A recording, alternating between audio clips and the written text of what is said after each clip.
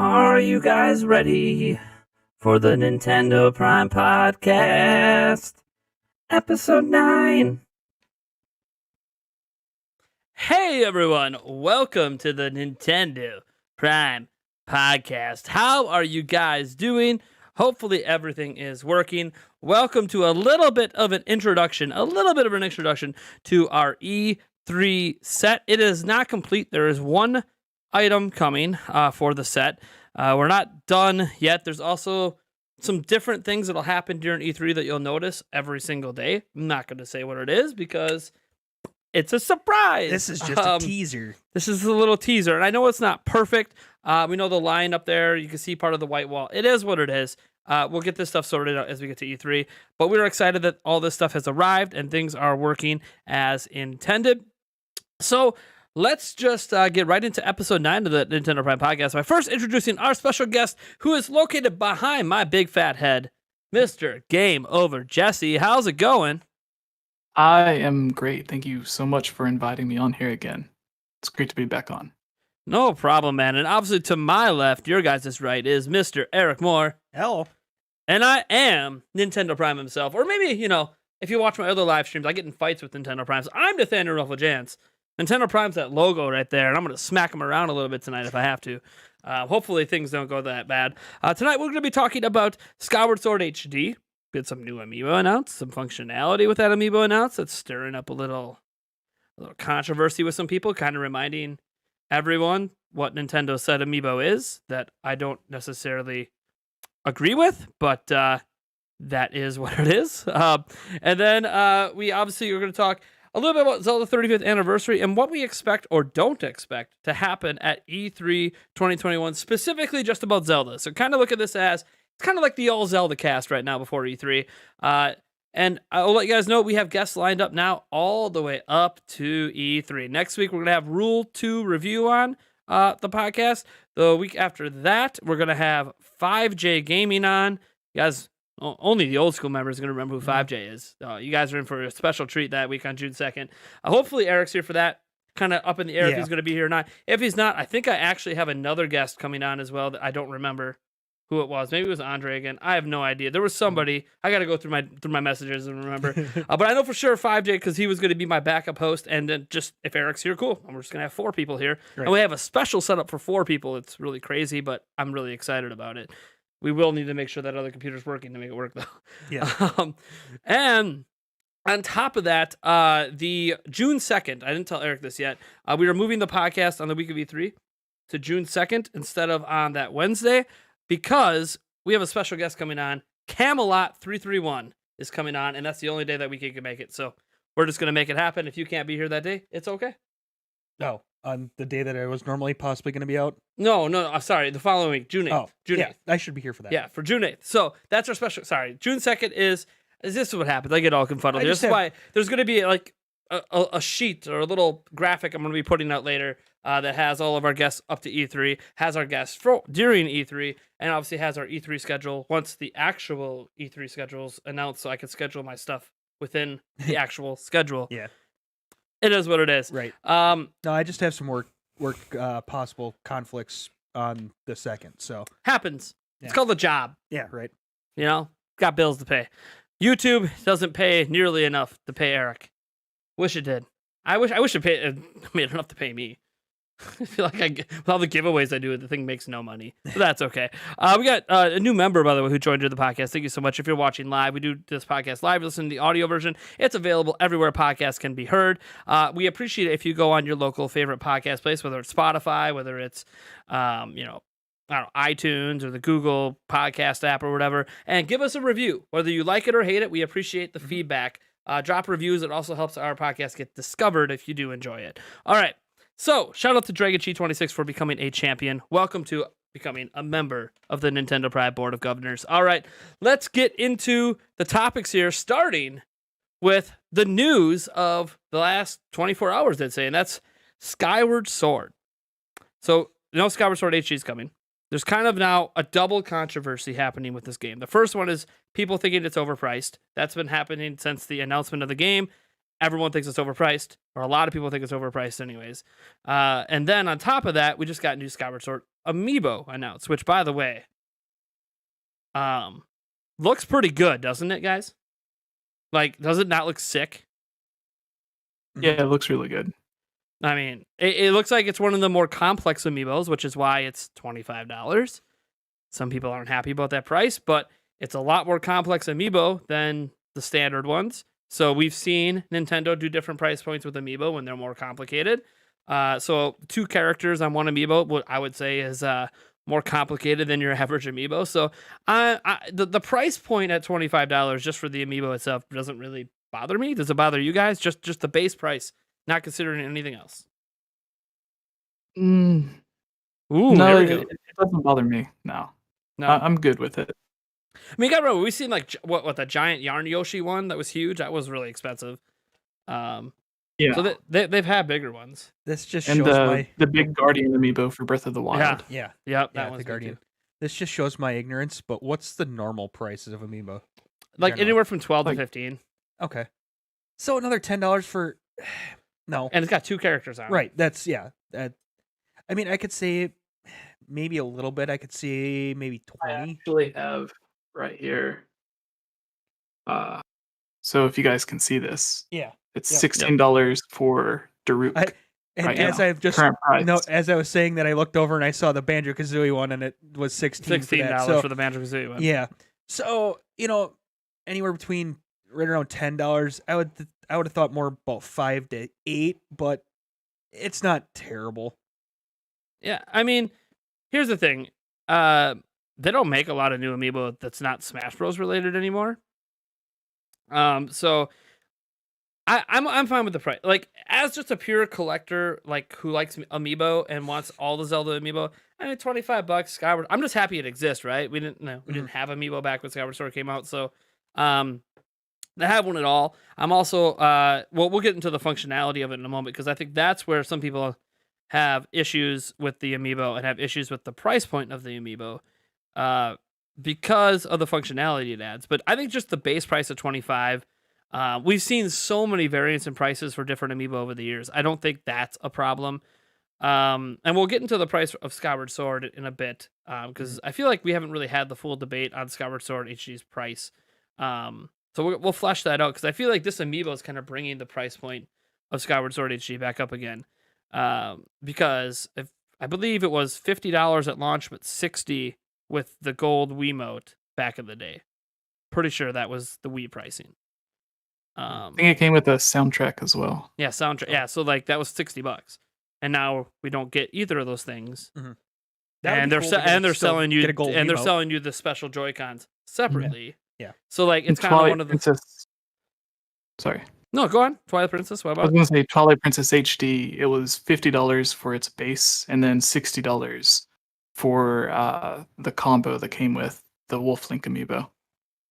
Yeah.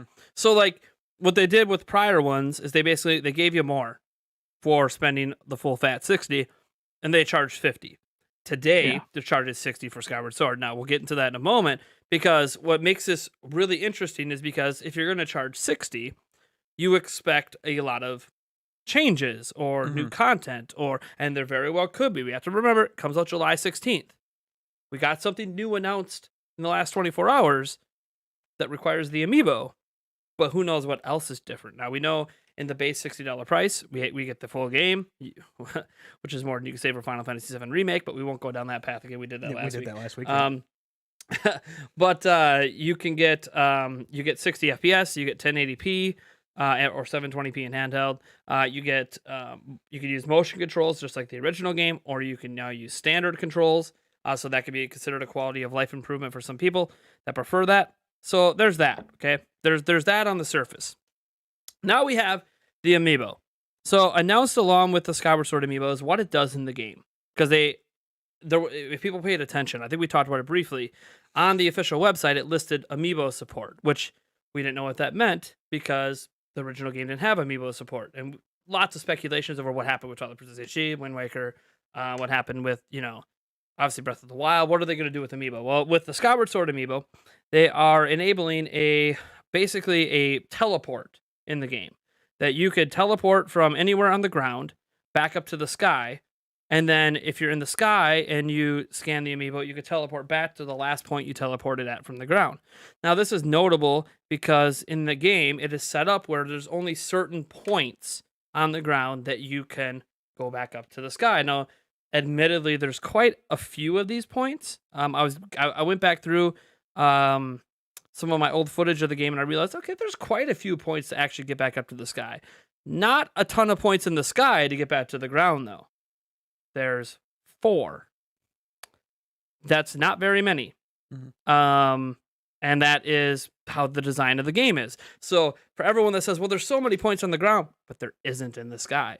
That is a big deal that you can go to Skyloft, be in the bazaar. They mentioned this. Go to the bazaar, load up on items, tap your amiibo, and you're back down to the ground. Like that is, you couldn't do that before. Now, I don't know if you have to take flight off of Skyloft before you tap it. They didn't go that far into it. But in theory, based on how they described it, you should be able to do it right from Skyloft. You've never been able to do that before. And do that, it'll make upgrading your equipment really quick. Yes, and that's a big thing. People are talking about, oh, as you're progressing, yeah, but this system has upgrades in it. You have to collect, there's bug collecting, there's potions to make, and you can do all of that stuff in Skyloft. So if you could just go down to the ground quick and like do your thing and then tap up and you're like right in the sky, right by Skyloft, and then you could tap to go back down if you need more supplies. That's really huge. That's a big fundamental shift in gameplay for this game. In addition, this is what's crazy. I didn't think they were going to do this. It's usable in dungeons. Any point in a dungeon, you could tap it and go to the sky and tap and come to that exact point in the dungeon. You could not do that in the original game. There's no takeoff points inside the dungeon to go back up to the sky. I double checked. I'm pretty sure there wasn't. No, there isn't. So that is literally a quality of life improvement that is being withheld behind a $25 amiibo. Nintendo has done this before, by the way. This was their original vision for Amiibo back in the day was we're going to lock stuff behind Amiibo to add additional value to Amiibo. And I've criticized it every time they've done it, but they've mostly backed off on it over the years, especially during the Switch era. There hasn't really been that much. Like even Breath of the Wild, I think one of the biggest thing locked behind Amiibo is like Epona. And you can get horses, and you can get horses just as good, if not better than Epona in the game. So it's more of a nostalgia trip than it is, that. Let's say you can get certain costumes and certain items through Amiibo. But again, none of it actually makes it better in terms of makes it the game easier per se. Right. Even the Wolf Link companion is optional and doesn't really help out that much. No, in fact, sometimes he gets too aggressive and then kills you. Because he just runs off and does whatever the hell he wants. So like that's the one thing is the Wolf Link companion. But even then, it's almost a detriment to the game because the game is clearly not designed for that companion. At least how that companion functions. So it's one of those, they don't really make the game fundamentally better. They just make it more nostalgic for people. And that's fine. I thought that, adding costumes, random item drops, I felt that's a great use of Amiibo. Locking this, a quality of life improvement, is interesting because this is even bigger than what they did when I didn't like this. I think this was in Twilight Princess HD. You could tap the Ganondorf amiibo and like double damage, which basically added a whole new difficulty mode to the game. And I thought that was weird to lock a difficulty mode behind an amiibo. This is even worse than that. This is an entire quality of life improvement that fundamentally changes how you play the game. And it's something that in game could just be a new item with a button press. Mm-hmm. And we've seen teleporting in Zelda before, so it's not like Nintendo hasn't had items that do this. This isn't even a new idea for Zelda. It's just really, really nice to have in Skyward Sword. And of course, I'm going to have a Skyward Sword amiibo because it's Zelda. Mm-hmm. If this was a different game, I probably wouldn't buy the amiibo. I'd buy the game, but not the amiibo.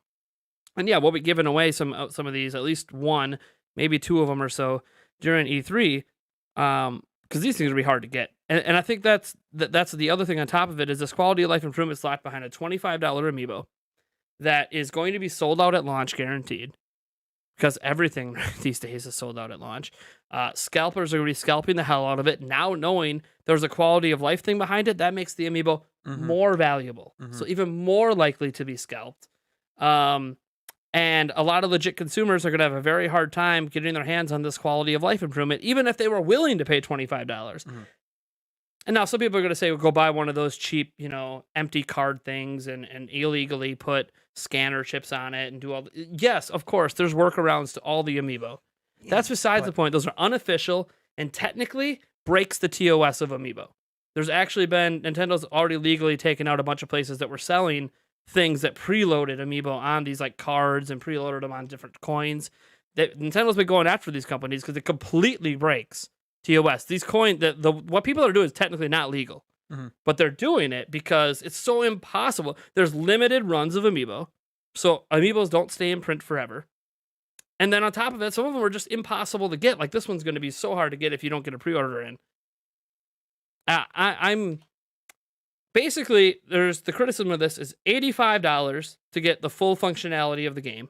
This assumes they don't have other stuff locked behind other Amiibo. So $85 there. And on top of that, it's something that's going to be hard for, I think, an average consumer to get. People that want to pick up Skyward Sword HD in person and like would nab the Amiibo at GameStop or Walmart, they won't have any. They're going to be sold out. So what are you guys' thoughts just on this Amiibo aspect and locking this quality of life improvement behind it? Let's go to GameOverJesse here on this one. Yeah, I don't think it should be $25 for just this one thing. If it was similar to the Wolf Link from Twilight Princess, to where it not only does it unlock function with the game that it was originally made for, but it also has something that carries over to the next Breath of the Wild, then I think maybe they could justify it being $25, especially if it's something really good in Breath of the Wild too. I've always imagined like my dream Amiibo function would be allowing you to ride a Loftwing over the Breath of the Wild's version of Hyrule. That would be awesome. I could see something like that being worth the $25, especially with it already giving you this function in Skyward Sword. But then, like, if you're in the middle of playing, how annoying is it going to be like, oh, I forgot the Amiibo over there. I gotta go get it so I can get to the sky faster. And then, like, yeah, it just seems odd because you're in the middle of playing and it takes you out of the game to reach over, try to find the Amiibo, tap it, set it back, and then go back to playing. But that's how Amiibos work anyways. It just, yeah. But that's my thoughts, basically. Eric, what do you think? To lock an actual like quality improvement like that behind it is kind of crappy. What I really would have liked to seen is, and I know I may get flack for this, but would be really cool to see like different colored Loftwings, and the one that you purchase, you can actually have that color Loftwing in the game. Right? So like if you wanted a green Loftwing, you could buy a green Loftwing Amiibo. Or a purple, or because I know you got your red and blue, right? Those are the two main colors, correct? Zelda's and Link's Zelda's red blue, and then Link's is the red one. Yeah. Yeah. Okay. Yep. So then the different colored like Loftwings, or materials like bugs. It gives you bugs. It gives you different materials, so you don't have to do as much fetch questing. Things like that would be understandable behind something like this. Yeah. Not necessarily a quality of life improvement. Now, I actually have a thought on this. I think GameOverJesse had a thought on this as well about potential for this Amiibo's use in Breath of the Wild 2 that might really make it feel valuable. But we'll get into that in a moment when we're talking about stuff at E3 and the Zelda 35th anniversary, because that's going to get into a whole speculation and or rumors and or things we're hearing about for Breath of the Wild 2. But I will say that the idea of this Amiibo being $25 to paywall, like just set the Amiibo aside, $25 for this quality of life improvement on its own is way too much money. Well, I mean, you get more DLC for less money. Oh yeah, you could pay for a fighter pass for Smash Bros. And get more content. You could pay for the entire Breath of the Wild DLC combo pack and get all the DLC for this price point. You could get let me try to think. Any of the Fire Emblem Warriors, Hyrule Warriors, any of the Warriors game DLC packs are all around this amount of money for everything. Like you guys remember when it was like $20 for the Mario Kart 8 DLC back in the day to pre-buy all of it? Like that's what they're charging here for access to a quality of. Now, yes, you get the amiibo, and I think we all kind of agreed on its own. If you're just buying a little collectible statue of of a Princess Zelda and her Loftwing, okay, like that, we don't have a problem with it for that, and that is a value add for that 25. But it's locking something away. And someone in the chat I mentioned that maybe Nintendo, they don't think Nintendo's being malicious. They're just trying to add value. And this is something I've been arguing about Amiibo the whole time. Hasn't Nintendo merchandise and collectibles already proven they sell on the fact that people like collectibles? Yes. Look at pop figures. So, like, if Nintendo thinks they need to add value to justify charging $25 or to justify releasing the Amiibo by locking quality of life improvements, then Nintendo's missed the boat on why their Amiibo sell. This Amiibo was going to sell out without this. Period. Even if you go back to like Link's Awakening, it gave you that whole new create a dungeon type thing for free. It wasn't locked behind anything or anything. And going back to Twilight Princess, I think a lot of people may prefer what it did with its big Amiibo function, which is giving you a new dungeon to kind of run the gauntlet through to see how many hearts you can keep after beating it. To where this, like, if this gave you some sort of similar dungeon to where you go through it as, well, in this case, you can't transform into anything, but if you just go through like a new dungeon as normal Link, I think a lot of people would prefer that over just being able to warp back and forth to justify it.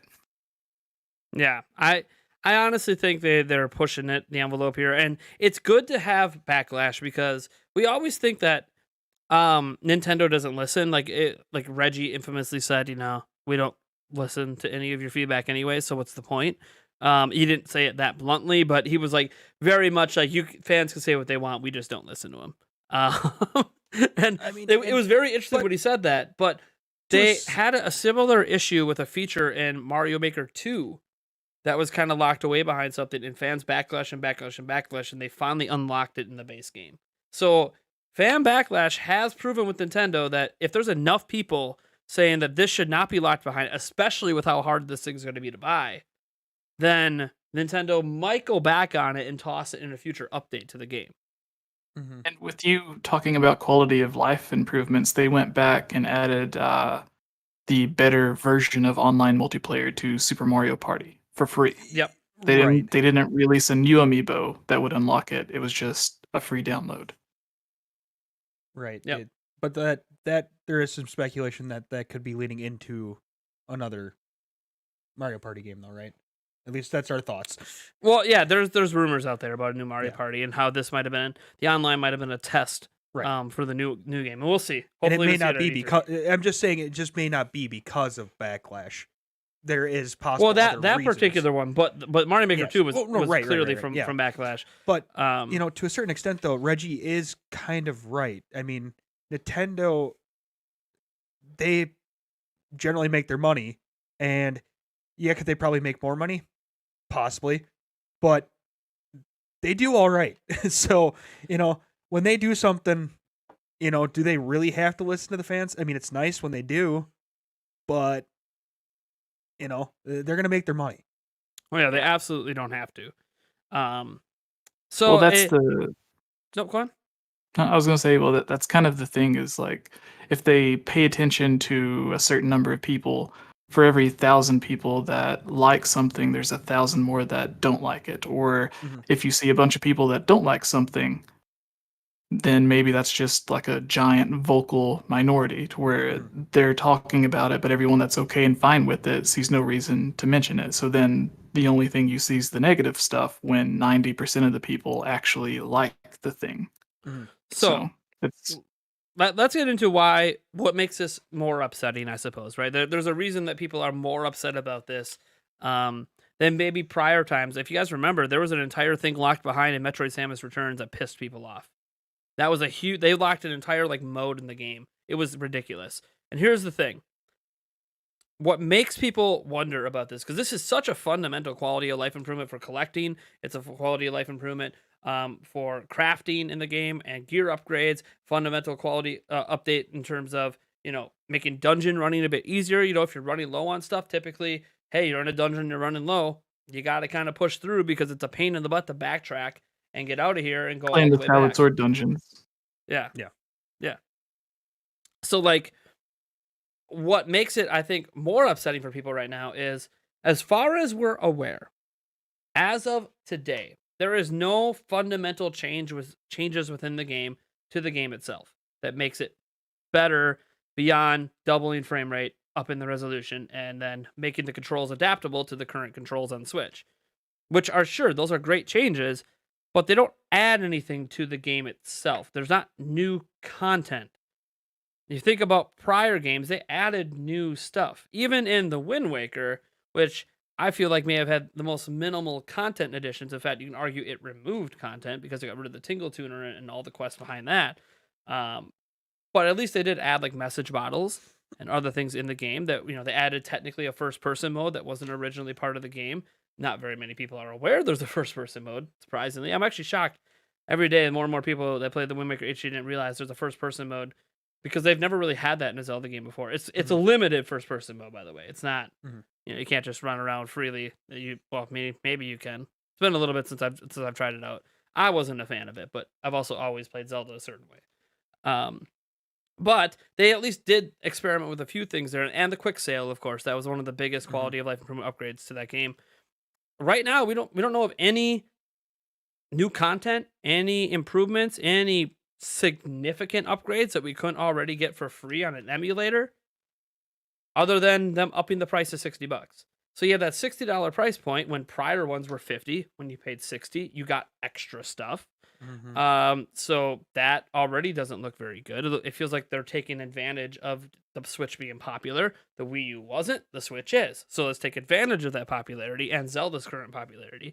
And then the most significant change that we're aware of exists is locked behind a $25 amiibo. And I think that's where people are upset because it's not as if we're getting a bunch of extra stuff for that $60 in the game as far as we're aware. We might be.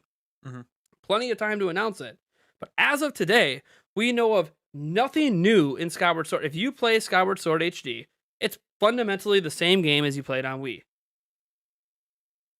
That's as far as we're aware. And I think that's what makes, like, if there is improvements, if there is new items, maybe they even added a whole new dungeon. That would be crazy. They haven't done something like that yet, but let's say they did. And they did that too, by the way, but way back in the day. Guys remember Link's Awakening DX? They added the color dungeon back in the day. That was a dungeon exclusive to that version of the game. Wasn't in the original Link's Awakening. A Link to the Past on the Game Boy Advance have another dungeon, or am I misremembering? It had that other mode. It had 4 swords. I don't know if it had a new dungeon though. I'd have to go back and look at that. But I know it had 4 swords, which was obviously packed in with it. So like, it's interesting to me because they're charging $60. They're charging this the same price that they charged Breath of the Wild at launch. But they're not making fundamental changes. And it looks even worse when you're coming off of, we just got 3 games from Mario, 3 of the best games ever for $60 that basically had the same thing happen.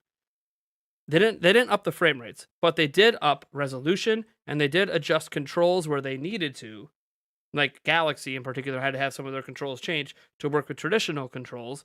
And they also made one of the games widescreen in Sunshine because it wasn't originally widescreen. Those changes are basic bare minimum changes you need to make the games look nice. And they charge $60 for the 3-pack. Now it's a limited 3-pack and you can't buy it anymore, but that's besides the point. It was $60. Now, here's our next remake, our next HD game is also a game from the Wii era that was less popular than Galaxy, being sold for you for more money on its own with less changes than any other game got. Like, what was the last $60 one? Pikmin 3 Deluxe? They added all new missions with Olimar, right? All new missions with Olimar. Then you go back, oh, what did they do with Xenoblade Chronicles? Oh, they just like remastered the entire game. That's a pretty big deal. Not to mention new content. They added a whole, I just, why are they, here's the thing. Let's start here. Do we think there's more to Skyward Sword HD than's already announced? Let's start there. Is there more to it that we don't know? Because that makes a big difference on the price. Because, again, a couple months out, they might be waiting. I don't know why they're waiting, but they might be waiting. What And, do you think, Eric? Is there more Uh, changes to it to justify the $60 price point? Because right now it feels like you got to pay 85 to get all the features, right. and Well, and that's not saying that they doesn't don't drop sound more nice. amiibo with more stuff behind them. Yeah, it's true. So, you could be looking at 100, 150 by the time they drop 3 amiibo and put something behind each one. So I did hear people, or I did see people on Twitter and Discord saying that Nintendo said this was the only amiibo Okay. for Skyward Sword. I don't know if that means the only one Well, so that far, Yeah, right. or it might what? be the only one, only new one. Doesn't mean there won't be functionality for other amiibo too. Right. Okay. Yeah. So, I mean, if that's true, then okay. Yeah. But, I'm hoping there's more. What? I don't know. But I would not also be surprised if there was not. What do you is think? kind What do of you where I'm think, at. Jesse? Think there's going to be more changes to the game? I think there will be. Even if it's something, I don't know if you would count it as small or a big change, but something akin to Twilight Princess when you had to collect the Tears of Light and it shrunk it down from Yep. like 16 to just 12. Yep. Quality. Maybe of they life do improvement. something to make the Dowsing? spirit realm or the Mhm. silent realm a bit easier. Oh, sure. Yeah, that's Mhm. a tough part of the original game, guys. If you haven't played it. Yeah, so I think maybe they'll do something to just make that a bit easier. I don't know what they're called, the Guardians, the Watchers, whatever they are. Maybe they'll slow them down or make it harder for them to see you somehow, or who knows. But I could I see would like them to doing see. something like that. I would like to see dowsing improved on. Yeah, That was a really annoying part of the game. Which, by the way, you can pretty much completely ignore dowsing for most of the game, anyways. But if you want to 100% it, you gotta douse, and it's for those that don't know what we're talking about. We I don't think need it to. only forces you to define the key quiz. Yep. Mhm. Yep. That's like the only time. That's basically teaching you how to douse. Mhm. Mhm. And for those that don't, it's kind of like if you guys ever, if you don't know what dowsing is, like in real life, you could take like a Y stick and you can kind of use gravity to kind of figure out potentially where there's water underground. It's kind of a similar thing in this game where it's not really gravity, it's motion controls with your sword and it like lights up and buzzes and like lets you know where there's certain stuff underground. Um, Funny thing about that, as ridiculous as it might come across to some people, someone being able to tell if there's water or something underground by holding a stick and walking around, a lot of oil companies actually pay people tons of money to walk around the land and like just for that extra reassurance to see if there's oil or liquid beneath. yeah, there's actually science behind it and why it works. I learned about it way back in Boy Scouts, actually, way back in the day. Oh, Why that works awesome. as a survival technique when you're stuck out there and there's not a fresh water source around. Not that it's going to be necessarily easy to get to that water. It might be really hard to get to it, but anyways, we obviously have more advanced techniques today with certain technology that can scan a little better. But yeah, I'd like to see that improved in the game. I think that's a fundamental improvement. That would be nice to see, but Do you have any again, ideas of how it could be improved? I don't know. I honestly don't know because I find the whole mechanic to not be very good. I mean, just eliminate it and give us You a different way to find kind of things. put in like a Breath of the Wild, like the shrine locator, where if you're close to something, the closer you Oh, are, yeah. where you kind of, Like one of those masks, yeah, like Yeah, the the Korok mask, Korok or mask. even the Great Fairy mask and Majora's Right. mask. Yeah, yeah. But the shrine indicators where it kind of beeps. yeah, the that's longer you that's get another way up. where you Yeah. get closer to something. Yeah, So Yeah, I think if it was something just as simple as not forcing you to go in first person mode and hold the sword up. Like if you could just do it while running around normal, then it would be a lot better. And yeah. that would just be like a really simple change. So personally, I don't think there's going to be any of these changes that we're hoping for. And it feels weird. I think the most obvious one is where you talked about in like the Sacred Realm stuff. Like I think that is an area in dowsing, but at the same point, I have a feeling that and by the way, we don't know what studio's handling this at all yet. We have some guesses. Tantalus, potentially could be Grezzo. We don't really know. Could be the Zelda team. We don't really know, right? We're all just guessing at this point until we see a logo appear somewhere in some trailer besides Nintendo. We're left guessing at this point. For all we know, it could have been the team Monolith Soft got put together Yeah, for. could have been It could Monolith. be Like anything. we have no idea. It could be internal. It could be external. It could be a brand new team. Could be Panic Button for all we know. We don't know who did it. Okay, we have guesses because we know what companies have done prior ones. Mhm. Basically, Grezzo, Tantalus. Those are like the two big ones that have done prior ones. But we don't know. So I have a feeling that that's it. I don't think they've made any fundamental changes at all to this game. I think we're getting it as is. I think they purposely chose to do it as a lazy port. Now, I do think that, one, I know the term lazy port gets tossed around too much, but I'm calling it this because everything they're doing can be done in an emulator besides what's locked behind the amiibo. That required actual development time. What we've seen so far in the game is all stuff that fans have been doing to the game for a decade. So, I don't think they've really done anything. And maybe that's just me being cynical, so I'm really happily surprised when they do something, and then I overreact to being really happy about that. That tends to be my route of things. Well, it's expect less. so But yeah. be happy when you- Expect less, then you tend to get more than what you expect. Yeah. And that's Do you remember? Sorry. no, go Oh, on. go ahead. Look, listening to you guys talk, it reminded me of all of the changes they did to Majora's Mask that no one liked, like completely changing all of the boss fights, adding the giant eyeballs and everything. Yeah, and there's a point like that you can go too far. Mhm. And Yeah. even like the eyeballs, that was, I mean, guys, that was a huge fundamental change in Majora's Mask 3D. If you haven't played the original Majora's Mask, like those giant eyeballs, I know, right? That's been like a classic in Zelda, giant eyeballs. And you're going to see that in Skyward Sword. There are some bosses that have giant eyeballs. But Mm-hmm. that's not how every boss works in Zelda anymore. And Majora's Mask fundamentally did not work off giant eyeballs for like any of the bosses. And then they made it that way, making the game much easier. But my biggest gripe with Majora's Mask 3D was the change to swimming with the Zora mask. They borked it. It was already basically perfect. And if you guys know about swimming in video games and underwater, it's usually not fun. It's usually not good. Yeah. It's good and fun in the original Majora's Mask with the Zora mask. They made it not good and not fun in Majora's Mask 3D. Nobody knows why they did it. We understand why they made the water temple easier and that had some more things that guide you along. I get that. Water temples, they're infamously difficult because you can get disoriented pretty easy because of all the water.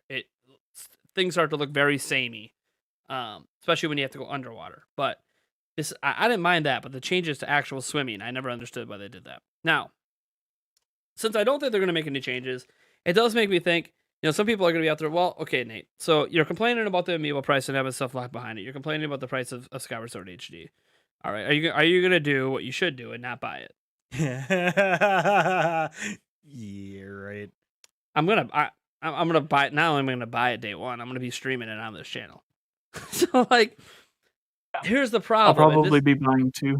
Yeah, like, this is the problem, is they got me by the balls because of how big a fan of Zelda I am, and this is why Nintendo continues to get away with this stuff. And also another reason why Reggie was right. Yeah. Because they don't have to do a whole They don't lot. have to do it. This thing's going to sell millions. It's gonna I don't know sell. how many millions, maybe 10, maybe 5, I don't know. But it's going to sell millions of copies. Especially because, you guys saw a recent video I did, I'm fairly certain that Skyward Sword is going to play an important role in Breath of the Wild 2. That was from Samus Hunter, who didn't specifically say that Skyward Sword was going to have something to do with Breath of the Wild 2, but told some of the reasoning on why we're getting Skyward Sword before we're getting the Wind Waker and Twilight Princess HD. And supposedly, according to Samus Hunter, it's because Nintendo thinks it's very important, for some reason, that, one, we know the origin story of the whole series, because Skyward Sword is the origin story, that we are introduced to certain characters, and we're introduced to certain story elements and certain story items. Why? Why does it matter if we're introduced to any of that? Because if you played Breath of the Wild, there is a reference to Skyward Sword in Breath of the Wild, a very, like, what the F reference that you're like, whoa, what do you mean that thing talked to you? Mhm. That came out of nowhere. Mhm. Because, It really does come out of nowhere. like, you do not expect it and it's like, oh man, okay. Let's go. What's happening? And like, because he was like, oh, you see references to Skyward Sword all throughout it, the goddess statues, but like, okay, what? That's a huge reference to put in the story of Breath of the Wild, but nothing ever really comes of it the rest of the game. my thought process is connecting those dots that what happens in Skyward Sword is going to have some sort of connection directly to Breath of the Wild 2 and some events that happen there. Some people have said, oh, does that mean that's not Ganondorf that we saw in the trailer? It's Demise. I don't know. Okay? I can't tell you. I know the headdress and the drool, all of that feels very Ganondorf-ish. But then again, Demise came before Ganondorf. So who's to say Demise can't have that stuff on him? I have no idea. Okay? Maybe Ganondorf got it from. Yeah. Well, again, where did he even get that stuff from? And we've even seen other random characters that aren't even affiliated with Ganon transform into Ganon, like in A Link Between Worlds when Yuga turns into Ganon. So Ganondorf zombie dude could turn into Demise instead of Ganondorf, or could be possessed and used as, I don't know. And I don't want to spoil. Yeah. No, you're on the right path there. I like that. Like, the thing is, I don't want to spoil too much because I know there's a lot of you watching right now that never played Skyward Sword. Mhm. You're gonna be playing it for your first time. Yeah, I mentioned Demise, and you're like, "Who the hell is Demise?" Okay, I don't want to tell you. I'm just saying that there's a potential it plays a big role in this game. Potentially, don't know, but it might not even be that. It could just be other things that actually link back to Breath of the Wild, but also back to Skyward Sword coming back. There could be a lot of crazy stuff here, and I feel like. At this point, this is where we get into what's going to happen to the 35th anniversary. What are we going to hear about Breath of the Wild 2? We'll start with Breath of the Wild 2 because that's the game everyone's most excited about in general. You know, we could debate all day about is Skyward Sword HD worth $60, whatever. We know Breath of the Wild 2 is going to be because it's a brand new Zelda game. So, couple things I want to touch upon. Do we think the Amiibo from Skyward Sword is going to have a unique functionality in this game? Maybe similar to Wolf, maybe similar to Epona. And what does that functionality be? I'm going to throw this to Jesse because I already know he has an idea that I totally agree with.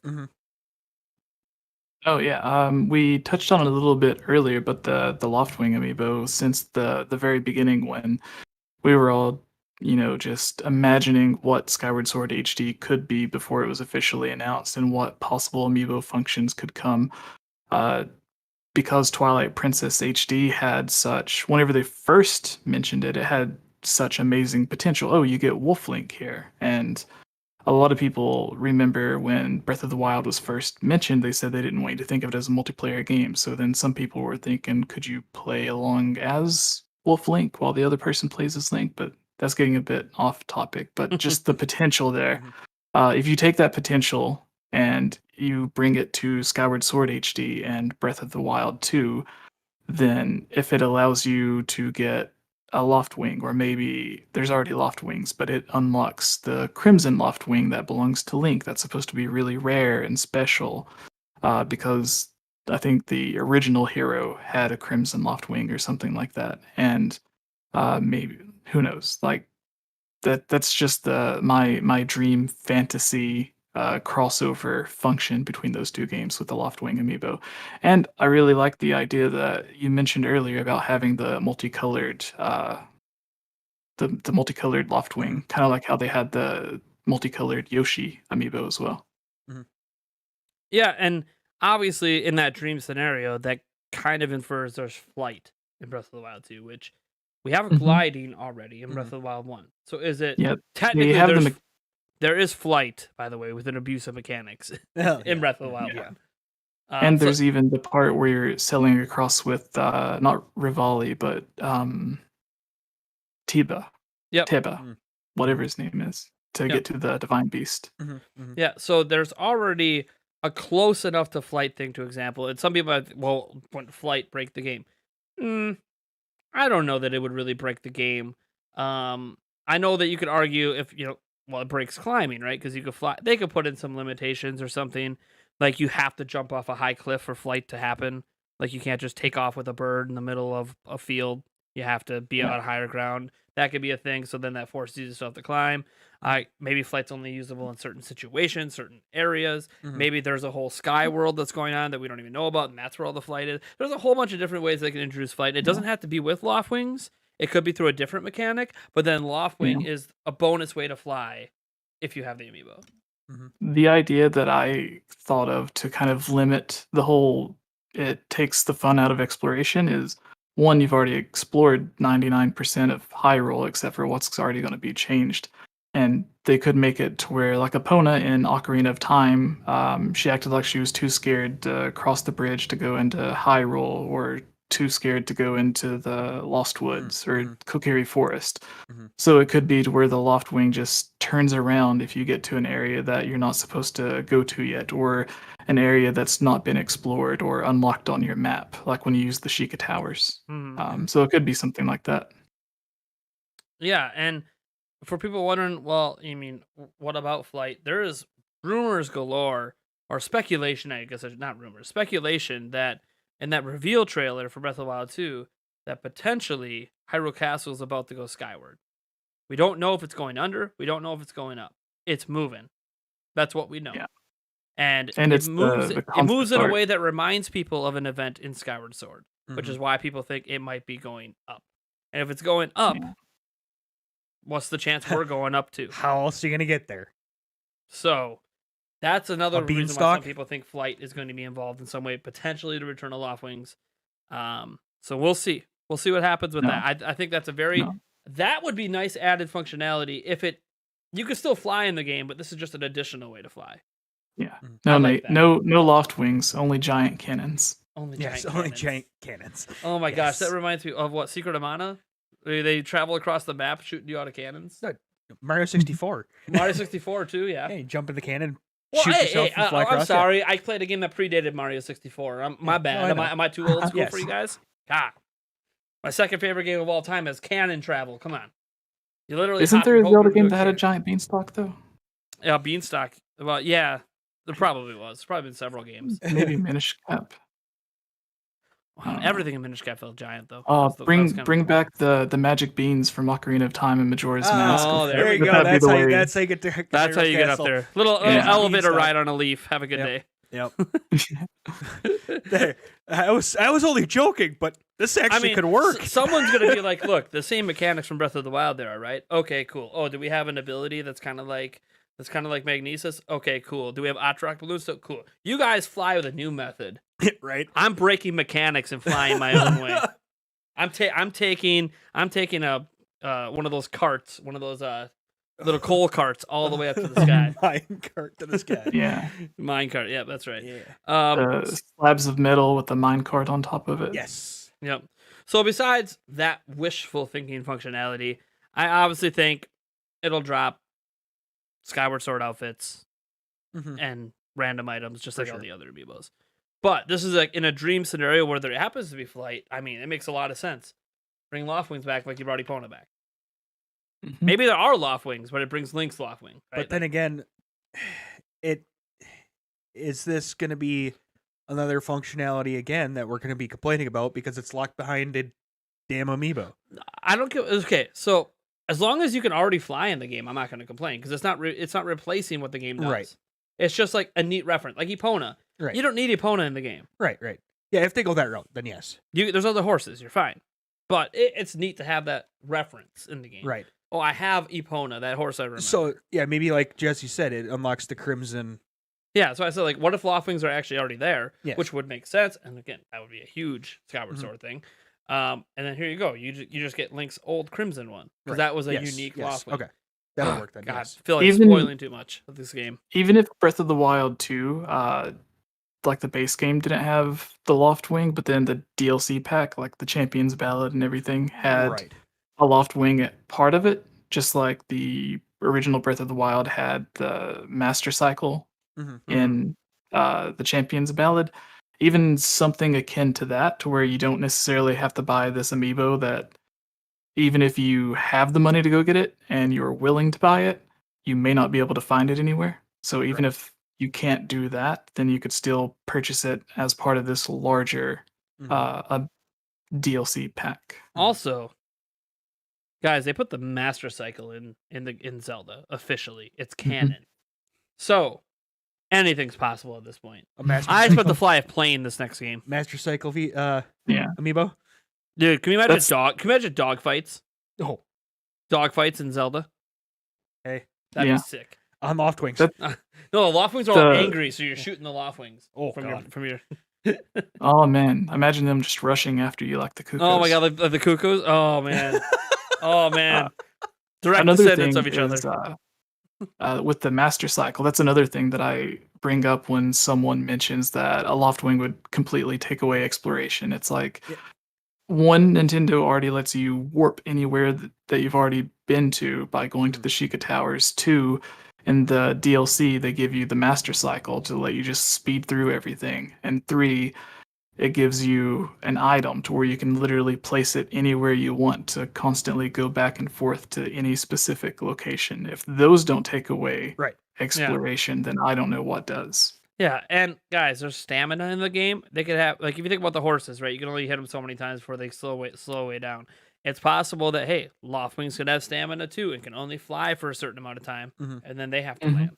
So like, there's ways to limit this that's Mhm. gonna encourage you. Like, think about it: horses, master cycle, make zooming across things really great. But how many of us got off those damn things and climbed and just found shorter paths by exploring? Yeah. Mhm.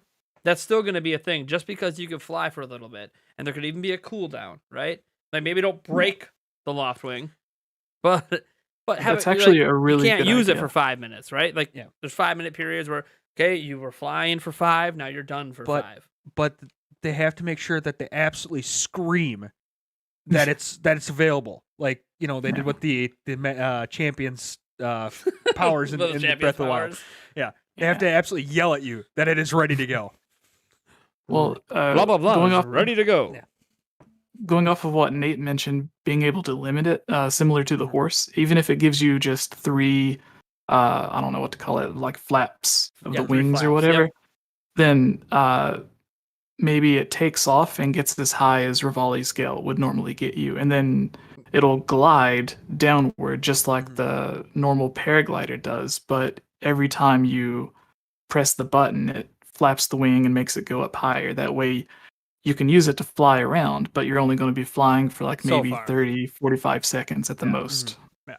So again, there are ways to handle this, and I just want to give a shout out to everyone in the chat. I've been kind of glancing into the chat as we go, and there's been a lot of really great discussion going on. As always, we have a wonderful community that's really passionate about video games, Zelda, Nintendo, pretty much anything. I just want to give you guys a shout out. I know I've seen a lot of people commenting on our set. Yes, guys, this is essentially the E3 set. There's going to be there's one item for the set that's not here yet. And there's something special that happens during E3 every single day that we're not going to reveal to you right now, because I want it to be a surprise. I want you guys to be shocked when it happens. And obviously the Your sets. back walls fall down and it Yes. reveals you're actually in Hyrule. Yes. Just wait. And I know the set isn't set up completely perfect. This is our first dry run of it. And yeah, we have the ticker going on. We'll see if we keep the ticker or not. I kind of like that. And yeah, if you're wondering back here, all these are items for the giveaway during E3, and that pile is going to keep getting bigger and bigger and bigger. Mhm. And this is just the physical items. I don't even want to get into my spreadsheet of digital items right now. Okay, let's just not even go there. I could barely look at it. I get so lost in game codes and eShop codes and just codes for, I don't know. Maybe there's a code in there to get all the Korok seeds without having to go get the Korok. No, there isn't. But. That'd be interesting. Also, I got to give a shout out while I stopped here for a moment to acknowledge a chat. We did have a couple super chats come in that I just wanted to bring up. Gibbs did a $5 one earlier, mentioned a good Ganondorf theory is real. Very interesting. On the good Ganondorf theory, possible. It's not, I'm not gonna dive. We're not gonna deep dive into the theories on that to that level today, but I do have plans in a post E3 world to, especially in the lead up to Breath of the Wild 2, to have a all theory cast, which I'm gonna try to grab every Zelda theory YouTuber I can, and we're just gonna blow your minds with a whole bunch of stuff that probably isn't real, probably isn't legit theories, but we're gonna do it anyways because that's what we do. GameOverJesse knows all about it. Been covering this stuff for years, been doing theories forever. Can't wait for an all The theory thought cast. you just had. Yeah. I want to say, I know I'm interrupting you. No, but it's interrupt me. important. The idea you had, keep it in mind. Remember it. Lock it in. Lock Yeah. it in. Is that a leak? Is that an exclusive leak from GameOverJesse? Right now? No, it's just a good idea. Oh, It's just a good idea. Just like Monday, that happened Tuesday. That was one day off. I didn't. Yeah. That's just what I was told. I'm just saying he was one day off, but it was Zelda related. Now he's telling me to lock in, and I'm saying the hints are abound when it comes to GameOverJesse. But Never that's know. what Never know my what he's channel is all what about. he's kind of bullshitting, or when he's kind of like, yeah, I'm gonna give you a legit hint. But moving on. Yeah.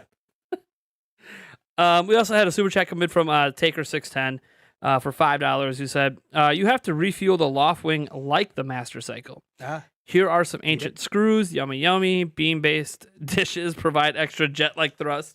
All Nice. right, get the hot peppers in there too. Yeah. Oh yeah. There The you spicy go. peppers. But that goes in reverse. It goes in reverse.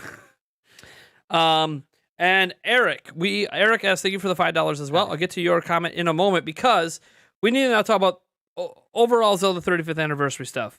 Okay, we talked a lot about speculation on the Skyward Sword's possible involvement with Breath of the Wild 2, but let's get to the 35th anniversary in general because Eric S has a very great question, and he wants to know specifically from GameOverJesse, since he seems to be the originator, as far as I could tell, anyways, having followed this closely, of the talk around this. Because he wants to know, is Ocarina of Time HD real, and when? Grezzo would be the most likely company to be doing it. They have Agreed a there. history of always working on a Zelda game. They have never not been working on a Zelda game as far as their Since the- history. since the first timeline game. shows. Since the And first every all of the past anniversaries. So the 25th anniversary, they released 2 or 3 games. At the 30th anniversary, they had 2 or 3 games, and now it's the 35th anniversary. So if you take all of that in and you look at the games that have yet to have an HD remake, then it says yeah. So that's just the facts. Not taking any speculation or rumors or anything like that. That's just laying out the facts. So now, what about the rumors? That's what people want to know. The rumors is there's been some other leakers that have been told to expect Ocarina of Time. I think the person that said to expect Wind Waker and Twilight Princess just recently also said to expect Ocarina of Time. It was a few weeks ago. Are we talking about Jeff Grubb? Was it him? Jeff Grubb was the first person who said, he just definitively said, God, this was like 3 weeks ago. He definitively said, we're getting the Wind Waker and Twilight Princess HD on Switch. It's happening. The person I'm thinking of said it like literally the day of or the day after the Nintendo Direct that happened in February or January. Sure. Okay. I'm trying to figure out that who person, yeah. So that person recently said to expect that to Ocarina of Time and Majora's Mask, and I know before that there was a few leakers that said to expect Ocarina of Time, and then it was like a week or two before that, in an email, someone who was going over Breath of the Wild 2 stuff told me that they had seen Ocarina of Time stuff, but not Ocarina of Time HD, just Ocarina of Time for Switch stuff. And Nate, I think you mentioned on either your podcast or mine about how some of the games, whenever they're completely redone, I think you used Link's Awakening as an example, they don't put HD after it. They just give it the original title. Was that you that mentioned that? Yep. For Zelda in particular, yep. Yeah. I mean, it's a one game example. Yeah. So I mean, but it was Grezzo, and that's the thing. Like, if Grezzo's doing it, a logo that just says Ocarina of Time, that kind of makes sense. Yeah. Yeah. There's been a lot of rumors out there about this. Now, personally, and this is where we're getting like, how do we think the 35th anniversary is going to be handled, right? So like, okay, Skyward Sword dropping in July. So like, what's next? Okay, well, I still firmly believe that Breath of the Wild's coming out this year. Samus Hunter confirmed to me that she heard at the very beginning of this year that 2021 is the date, and it was one of their final games of 2021. So think November, December, somewhere in there. So their holiday game, which, okay, if it's coming out, it being the holiday game along with Pokemon somewhere in there. And she mentioned specifically the reason we don't have a release date for Pokemon is because that release date was contingent on when Zelda's coming out, because they don't want to overlap them in the same week. Mhm. Makes sense. Okay. Big releases, you're going to want at least a month, if not 3 weeks apart. Got it. All right. So that's according to Samus Undernote. She said she hasn't heard anything since then, but as she's mentioned in the past, when it comes to Breath of the Wild 2, kind of like mum's the word at Nintendo. Oh yeah. Mhm. Mum's the word. Like, they'll leak other things maybe, but they try to be pretty quiet about that game, because that's like a fireable offense game. Oh, Put it that way. I'm sure they have plenty You of. tell someone, oh yeah, we're working on Mario Maker 2, or we're working on a new Super Mario Party. Okay, fine. Yeah. But you tell people details about Breath of the Wild 2, a very story-driven game. Yeah, no. Yeah. No. Well, and I'm sure, like we've kind of talked about in the past, that they have these things kind of split up well enough that they can find the kind of the parts of the team that are working on this specific thing that makes it very easy to narrow down or completely just go, this part of that team is gone, and you don't want to screw other people over, so you're going to kind of keep your mouth shut.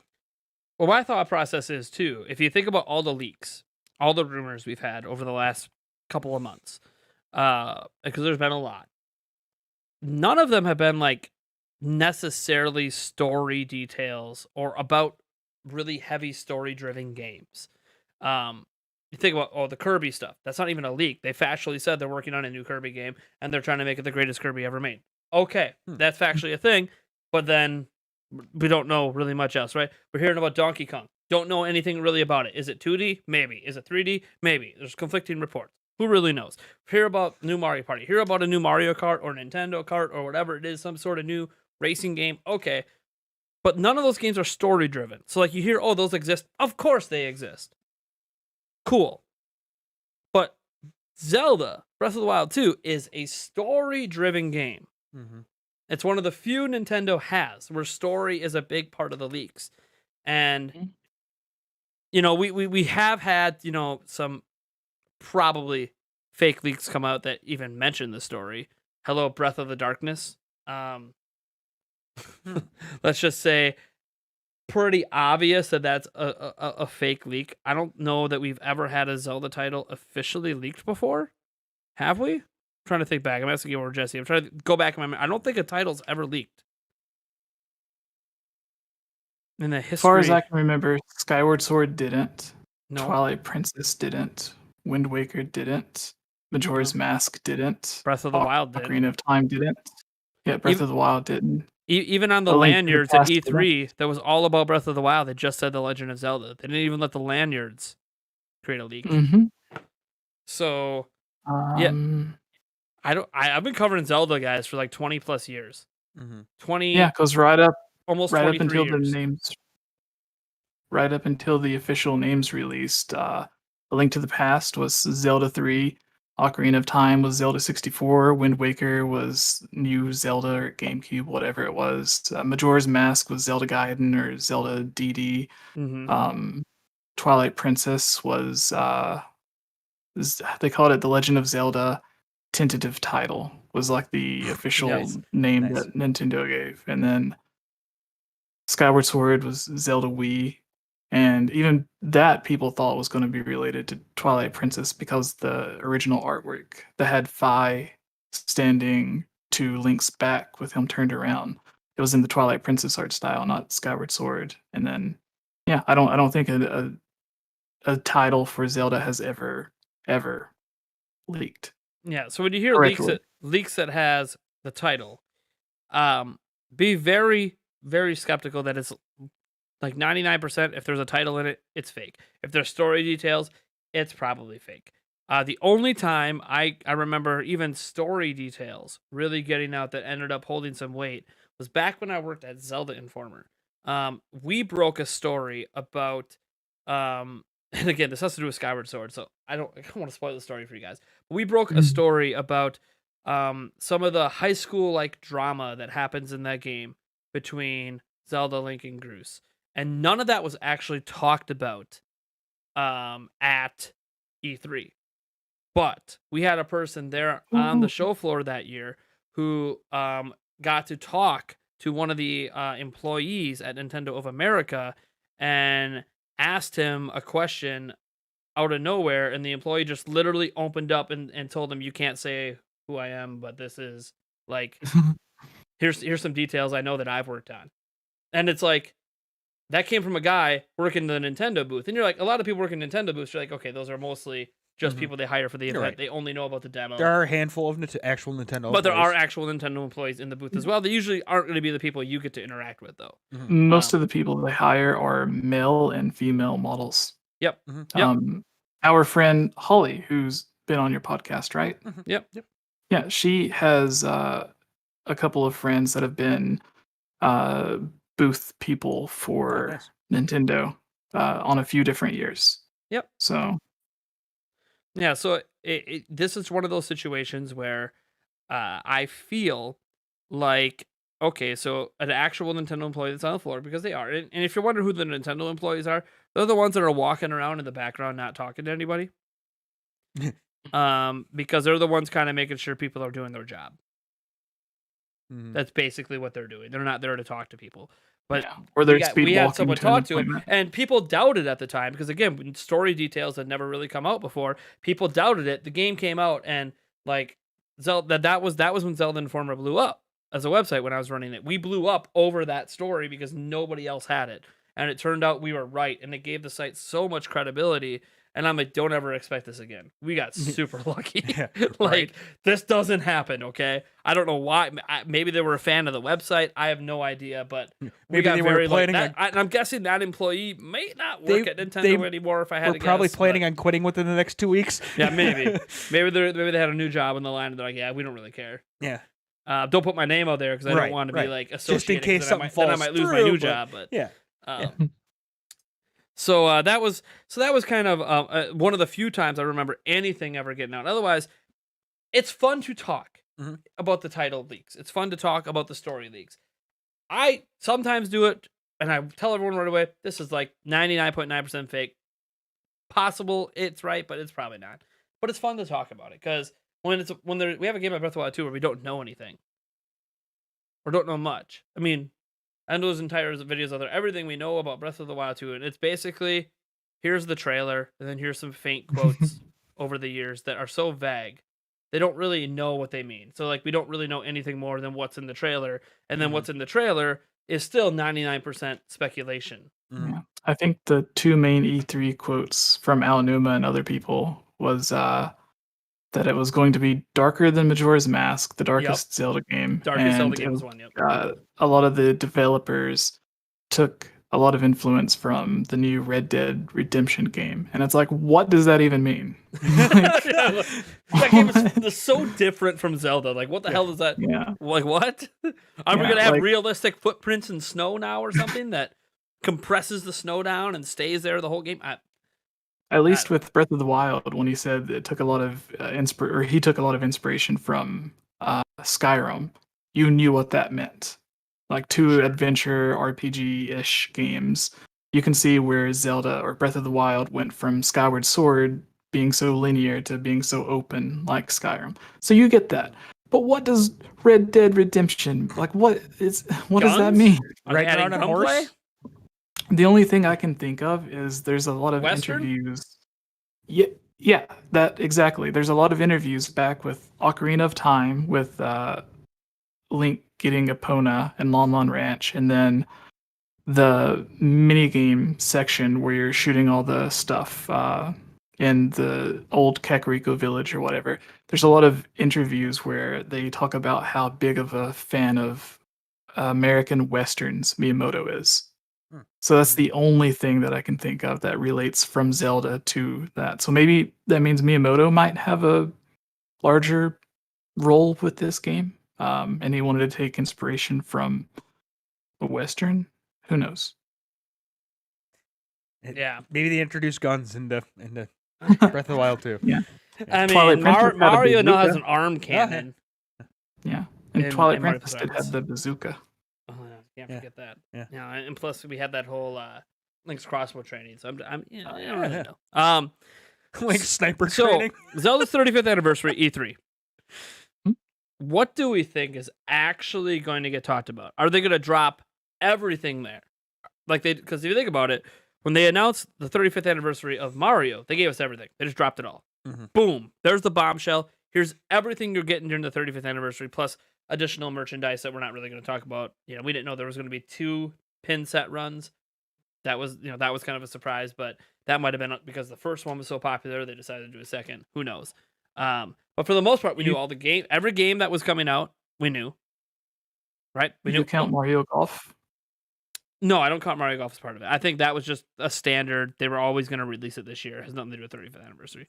Okay. Kind of like I feel like Mario, what was it? Paper Mario last year. I think that was just a standard game that was always going to come out last year. Well, the thing with that was there was a lot of people who said that it leaked, and then because it leaked, Nintendo announced it early instead of along with the thing. But Well, there's also stories Who that knows? the 35th anniversary was going to originally be at E3 last year, and then it didn't happen. Mhm. There's a lot of what ifs last year, right? You know, a Yeah. lot of we don't really know because COVID really messed everything up. Mhm. But do we think they're going to drop everything they have at E3? Yeah. Do we think like, you know, not that they're not going to have future directs and talk about more things and advertise the games more. Like I clearly think they're going to have potentially a Zelda focused, maybe even a Skyward Sword focused something happening in July to help push that game. But do we think they're going to drop the whole bomb like they did for 35th anniversary of Mario? Or do we think we're going to get a couple things? We're going to see Breath of the Wild. We're going to see, you know, more Skyward Sword. No, okay, that's kind of obvious. We're going to see, I don't know, maybe a Zelda 35 or something. And that's it. Or do we think they're going to drop the bomb? And we're going to get like 20 straight minutes of Zelda goodness that's full of a bunch of announcements. The Ocarina of Time, the Majora's Mask, the Wind Wakers. That's why, you know, with a tentative release slate plan over the next, 6 to 10 months. Mhm. What do you guys think? Mhm. Someone take the reins on this. Come on. Go ahead, Jesse. Okay. I think we will get more on Skyward Sword. Obviously, I think we will get a good amount on Breath of the Wild too. Not Agreed. too much. Maybe like a trailer and then a Mhm. tiny bit of gameplay or some Yeah, details. I with wonder if Aonuma there's standing there saying it. Question. Do you think there's going to be a demo played by Treehouse? Mm. That's like Ooh.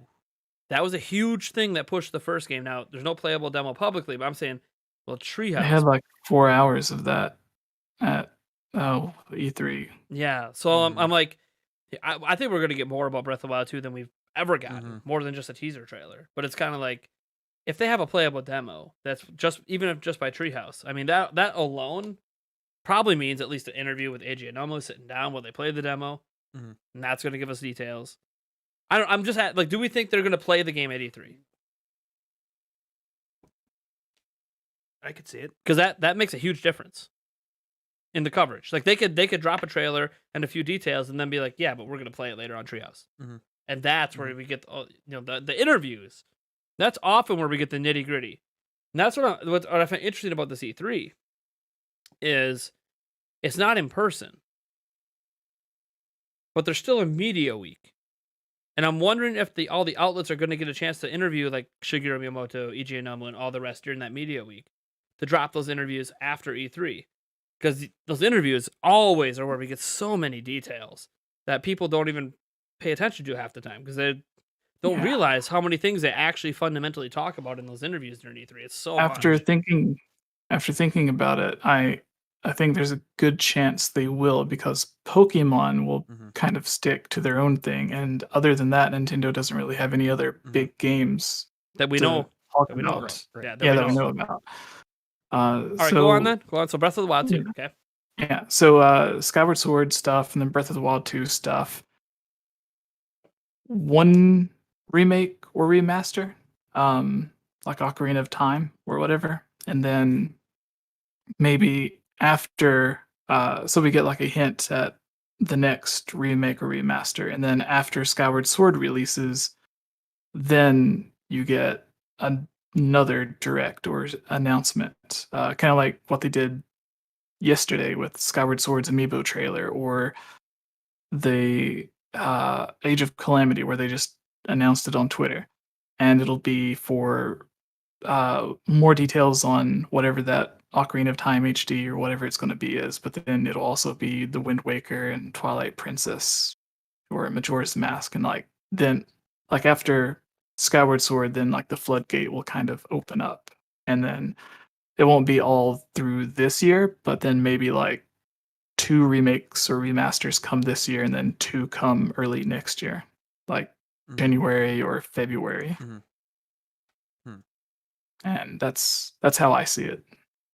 And then maybe even that weird, crazy, who knows what's going on with the crazy Zelda mobile phone thing that they said they were going to do. Yeah, a while ago. Hopefully that's still going on. I mean, Yeah, I think, prefer normal Zelda, but like they have entire teams dedicated to mobile. So yeah, and I think that would be released around the same time Breath of the Wild 2 would release. That way, because Breath of the Wild 2 would be the biggest thing to build up hype and popularity for Zelda, and they would want to release the mobile game when it would be the most hyped and most popular. That way, it could kind of feed off of the hype from Breath of the Wild 2. I have a different take on that. Okay. I think they're going to release the mobile game months before Breath of the Wild 2. Look at all the other mobile games that they released. All of them came months before new games came out. So, like, if you line up their releases, it's kind of like Fire Emblem Heroes, Fire Emblem Three Houses. Mario Kart Tour, potentially a new Mario Kart game coming. So I feel like if they're going to drop that app, if it's ready, of course. The big thing is it even ready to go? But if it is, I feel like that could be like a drop that happens during E3. They could literally just shadow drop the app right during E3. So I feel like it'd be more like that, because if they're just talking about Zelda, everyone's going to be hyped just seeing the Breath of the Wild 2 stuff, seeing Skyward Sword, drop the app, give people something to play right now, right this second, right now on your phone during E3, which maybe I should prepare for that, because right now I don't have a setup in my setup to stream my phone playing the game. Yeah. God dang it. So now I'm going to have to add another more complication to my setup on the off chance Nintendo drops a mobile game during Better E3. to think of it now than scramble to try to do it during E3. Oh my gosh. I'm going to be like, okay, guys, you see this? Let me hold my phone up and play it looking through the camera. You could do the thing where you like emulate a mobile phone on your computer. Yeah, there's ways to do that, I know. But I have a very complex setup to make that work. Okay. I could, in theory, run this other computer through my other capture card. But the Switch is going to be running through that too. I don't know. I'll figure it out. Yeah, right. It's going to be, it'll be insane if I have to try to play a mobile game during E3. But that's my thought on that anyways, is that they're going to drop the mobile game during E3. I don't know that, again, there's no evidence. They haven't there's like one reference to this thing that exists in the entire world, and they haven't said a word since. Nice. People are like, wait, there's a Zelda mobile. Yeah. They mentioned it like once. What was this, like last year? Something like it was a while ago. It was like at least 3 years. It was before Animal Crossing came out, because they said they were going to start on it after Animal Crossing. Yeah, and that was a long time ago. So it could have got canned. Maybe it's just taking that long to make. We haven't heard about it since, and that happens a lot. We hear about things. Hello, Wii Vitality sensor, and then we actually see the physical thing, and it never comes out. So it's one of those things that it could just be like those patents that are out there, you know? Just because Nintendo patented it doesn't mean anything's going to happen. So, Eric, your thoughts. What do you think they're dropping at the 35th? Are they even going to say Zelda 35th anniversary? Let's start there. I want to say what they're going to do, what I think they're going to do. Not what I'm necessarily hoping they do. Let's go with what they're going to do, and then go with what you hope. Right. So, what I think they're going to do is obviously the 2 that we talked about, Skyward Sword, Breath of the Wild 2. And then what I think they're going to do is on the day that Skyward Sword, or right in that time period, whether it's, depending on what day of the week that is, because they'll do basically a Zelda Direct where they will announce the rest of the stuff. Basically, they're going to say, they're going to show Skyward Sword, they're going to show Breath of the Wild, and then say tune in on X date for more information of Zelda stuff to come. Is what I'm really thinking they're going to do. Which will suck. because I mean, I'm starting to get into this. I'm starting to get on the hop on the Zelda train. So, having these games available will be the sooner the better. Mhm. But what I think they're gonna do and what I hope they're gonna do. I think are gonna be are two totally different things. Two totally different things. Okay. And sorry, let me also. I also think that once we find out how long Nintendo's presentation is, that also might be some indication on, whether they're going to talk about it or not. Because if they have a gigantic time slot, then yes, I could see them talking about the 35th anniversary. If they have, just, like half hour, 45 minutes, an hour, they may not want to spend all that much time dedicated to talking about just the one franchise. So I think it also depends on the length of time of Nintendo's presentation as well to see whether or not we can, have the presentation of the 35th anniversary in there as well. Okay. So I'm just going to go the opposite of everyone. They're dropping the bomb. And I'm not trying to be disingenuous and get people falsely hyped for this, because I'm always going to expect we're only going to get what we know.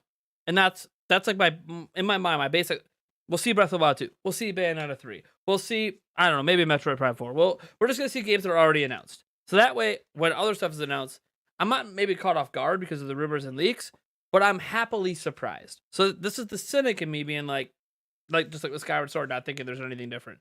It's like, hey, I'd rather think that way internally, but I'm going to let my hopes and dreams come out, because the last 35th anniversary they blew us out.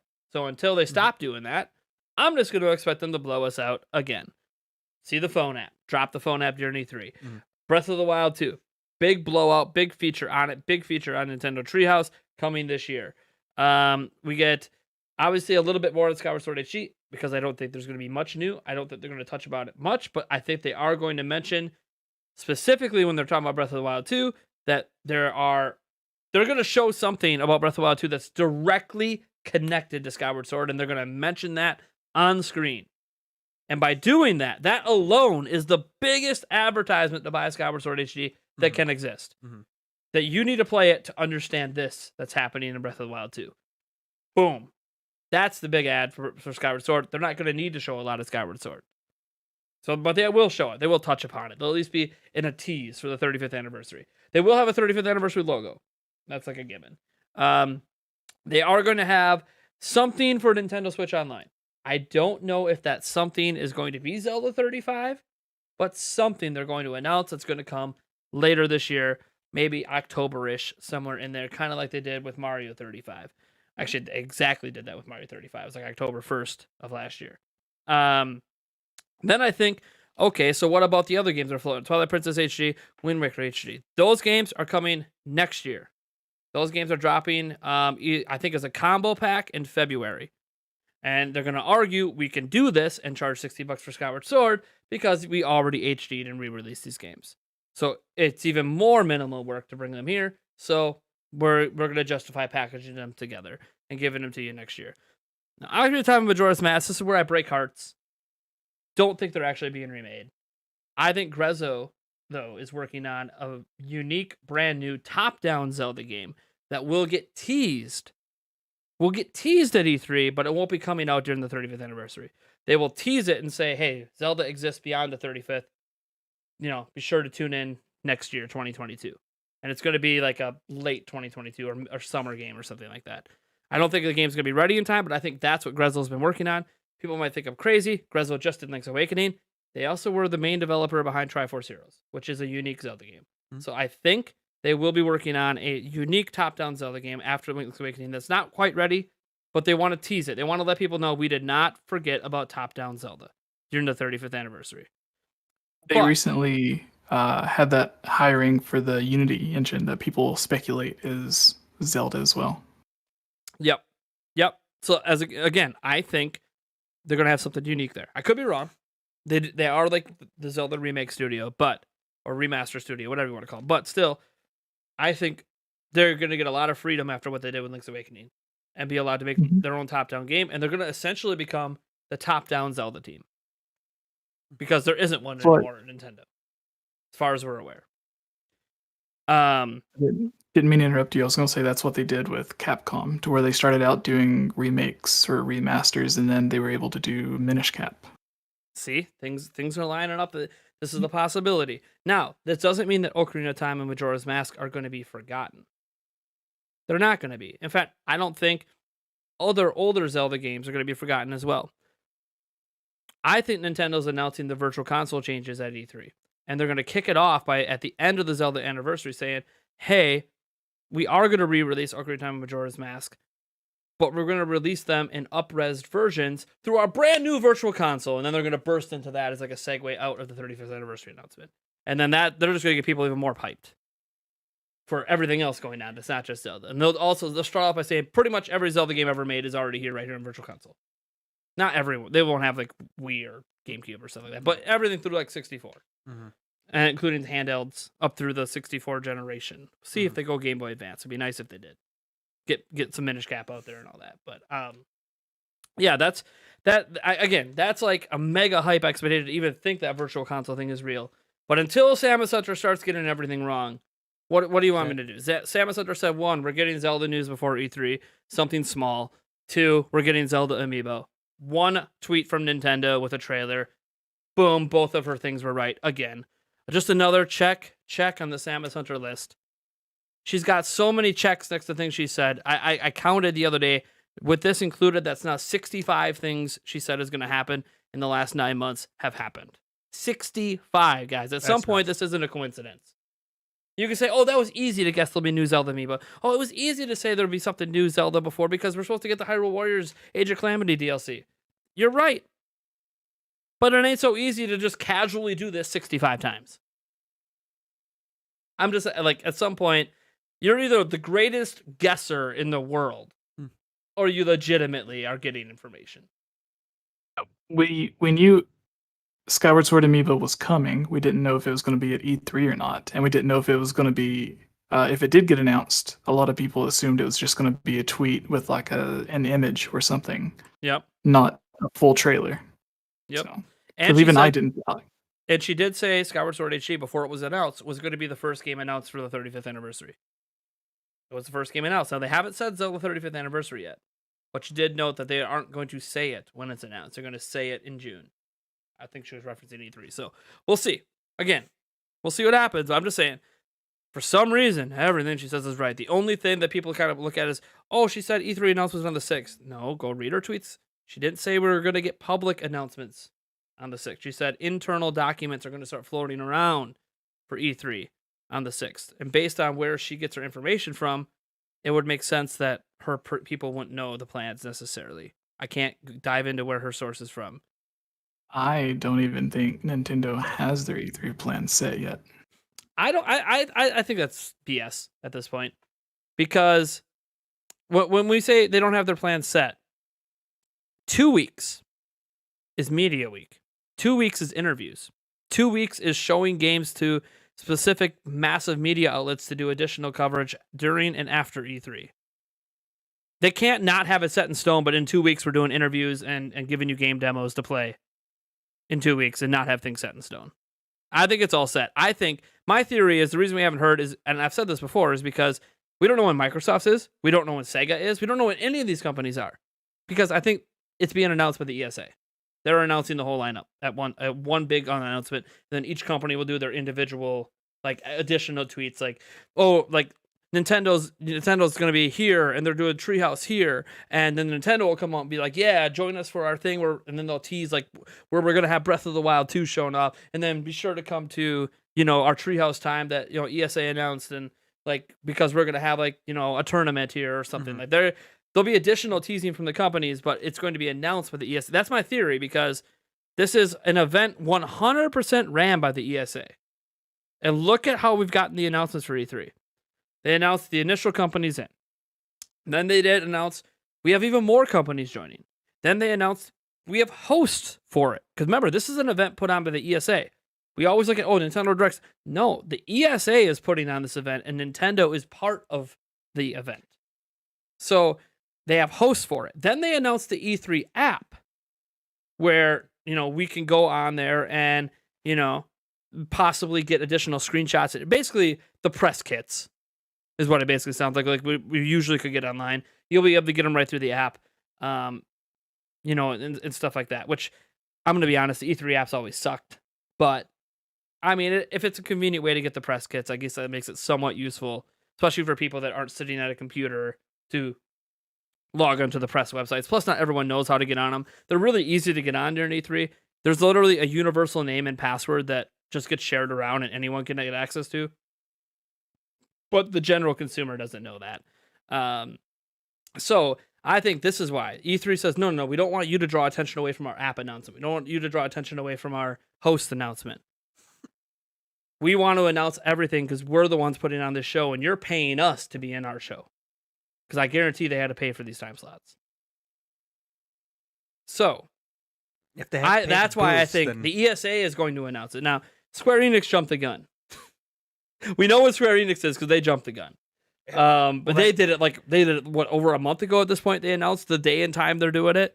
Really, really out there considering nobody else has announced. So Jesse, I appreciate your opinion. Why do you think that it's not locked in? What's your thoughts on this? Because my old thoughts is it has to be locked in. We're 2 weeks away from Media Week.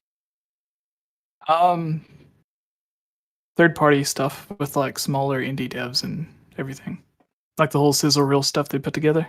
Sure. Yeah, I can see maybe the sizzle reel's not done. Maybe they haven't locked in every dev that's going to be part of that. But like, I think the Brux of the show and what they're going to have demos for media.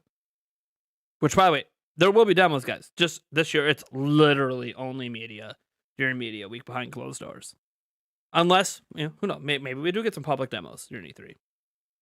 Some companies probably will. Quick stop here to shout out some new super chats we had come in over the course of the show. Here we had a $1.99 one come in from JC Carla Moreau, who said they're going to show Game Pass on Switch. LOL, JK. So we're not talking about that on this podcast, but today I dropped a news story that people are focusing on the Skyward Sword part. It was a 2-part story, guys. Nintendo redacted information in the lawsuit between Epic and Apple when Microsoft got on the stand and talked specifically about xCloud. And the parts that were redacted were the parts that mentioned xCloud and Nintendo Switch. And the reasoning for the redaction, because there has to be a listed reason for it, is Nintendo said that this reveals ongoing discussions between Microsoft and Nintendo. Now, it could be relevant to the case, but they have to redact it for the public. Because it's like an insider trade secret. Microsoft kind of went too far bringing it up, is what Nintendo is saying. So, in bringing that up, you joke, Game Pass on Switch, LOL. If we're getting xCloud, who the hell's to say we're not getting Game Pass? I'm just throwing that out there. People have been doubting it. We've seen the switches in the background of Microsoft's videos, and now we see a legal document that Nintendo, who's not even participating in this lawsuit, had their lawyers go in and get redacted before the document was released to the public. So we don't know what Microsoft and Nintendo are talking about when all the conversations around it are about Game Pass and xCloud. So it might sound like a joke. I don't think it's such a joke anymore. Nintendo's legal doesn't get involved if it's a joke. I'm guessing that this might have been a big announcement at E3, by the way. I don't know who's announcing it. I'm sure Microsoft wants to announce it. But maybe, whatever. I don't know. But they bring Reggie back out in Microsoft's conference. I love the Reginator. But I'm just throwing that out there. It's actually not as joking as you might think. There's some legit stuff behind it now. That's not a rumor. It's not speculation. Do they bring Doug Bowser dressed up as Bowser with the Switch out on the stage with Microsoft conference to announce it? Right. There you go. Right. Kind of like when Miyamoto came on stage with Ys Guillemot to announce Mario plus Rabbids 2 or Mario plus Rabbids, the first one. Again, I think there's a second one coming. There's some rumors behind that too. Taker610 had a $5 super chat coming in, and he says, "I thought the upcoming hardware is more PlayStation 4 Pro than PlayStation 5. I wish it was a next gen because take my money. I want Breath of the Wild 2 as good as it can be." It's not going to be obviously PlayStation 5. We're talking about the Switch Pro level. Don't want to touch about this too much. Not really a topic for today. Because one, I don't think Switch Pro is being talked about at E3. Two, there's not really any new leaks and information out there about Switch Pro right now. It's kind of died out. Now that could be the calm before the big announcement, before the drop, or it could just be, hey, everything's all focused on what's happening at E3 right now, so nobody's talking about it. So, in terms of how powerful it's going to be, again, we can speculate on that all day. That's a topic for a future episode. But I do appreciate you, Taker610. What sucks is, the original podcast I had planned tonight actually was going to have a conversation about that. I'll talk about that towards the end, though, why we had to swap out guests and change gears here. I don't think anyone's complaining, right? We're talking about Zelda. Who complains about Zelda? On my channel, anyways. That's it. and it might have its own. You punk. And then we had a $10 super chat come in from Midnight Naomi who said, just stopping by to show some support. Love the set, dude. Also, look at the fancy moving words on the bottom of the screen. Is this the news? So for those listening to the audio version, we do have like a ticker on the bottom. Mm-hmm. There is a high possibility that we are going to have headlines coming in there from E3 hot, even before we possibly talk about them. Let's just say you might want to turn into NintendoPrime.net as well during our coverage to potentially get news before we talk about it. So what you're saying is, talk about it. So what you're saying is we might read news on our own ticker, get excited off our own ticker. I mean, maybe. I'm going to be involved in. It's going to be kind of weird because I'm going to be here, right, but yeah. I'm going to be involved in that. But Yeah. also talk. Like, it's going to be yeah. kind of crazy, but Yeah. also watch at NintendoPrime.net. Let's just say we're going to have some of the headlines coming up. So you don't miss anything. We don't want to miss anything because there's going to be what's happening in the live show, and there's always additional things happening. And we got to make sure you guys get it all of it in one place. That's our goal. So I'm already sweating just thinking how the hell I'm going to manage it all. But you know what? This is what I do, everyone. I mean, everyone thought, oh, the podcast set is nice. How much nicer can a set really look? Ta-da! And this isn't even its final form. Right. We're not even next level yet. Just wait. All right. So, I again, blowout, all that stuff I talked about. The virtual console stuff, I think that's pretty much going to be the brux of it. I don't think there's going to be too much else talked about. That's already a ton of stuff. They'll probably briefly mention merch. I think there'll be a Zelda Lego set, probably. We have a Luigi one coming out. I feel like they'll have a Zelda one, say it's coming out in January or February, kind of space it out from the Luigi one. I don't know what it's going to be like because they like to do this unique stuff with Lego, which I kind of wish they would just do standard Lego and the unique stuff, but they're just doing the unique stuff. So I think there'll be something unique, some sort of Zelda adventure, some sort of, I don't know, because like you don't really jump on things. Maybe it'll be like a sensor in the sword and you have to like go like this and whack the enemy, and that's how it registers a hit. I have no idea. They'll figure it out. It's a top that you spin. And there'll be lots Does of the spin merchandise. attack. There'll be probably collector's pins as well, and all that stuff. There'll be, and by the way, we're not gonna get all the merch announced here. There's already actually some new merch that just got announced in Japan. There's some merch in Japan coming officially from Nintendo based on the Kokiri. So that is something that's already happening. So Zelda merch, maybe it's already starting to ramp up before they even announce it. So, and who knows, like Kokiri stuff might be being announced in this direct for the rest of the world too. So who knows? I love the Kokiri, by the way. Oh, that reminds me. It's for E3 2021. We can't talk about it. I just can't know everything going on. I got to keep some surprises in the barrel, in the pipes. Maybe some surprises for Eric's here. We'll see. Like Eric, surprise! Princess Zelda is now your new girlfriend. Here she is. Da da da da. And then it's just it's just my dog coming out from under the table with a wig on. Right. Oh Lord, that'd be great. All right. Is there anything else about the Zelda anniversary or Zelda stuff in general you guys would like to talk about? Man, Aaron, can you think of anything? no, I got nothing. All right. Are you playing Master Mode in Breath of the Wild? I You just beat the game, so are you I doing have Master? not. Oh, you're not. I've started a game, but I beat the game at like 10:30, 11 o'clock at night. So I was like, I don't really want to start it. I may dabble in it. I don't think I'm going to actually go through the full thing. But Have fun with the Lionel in the starting area. yeah, Yeah. Have fun with that one. Hooray. Hooray!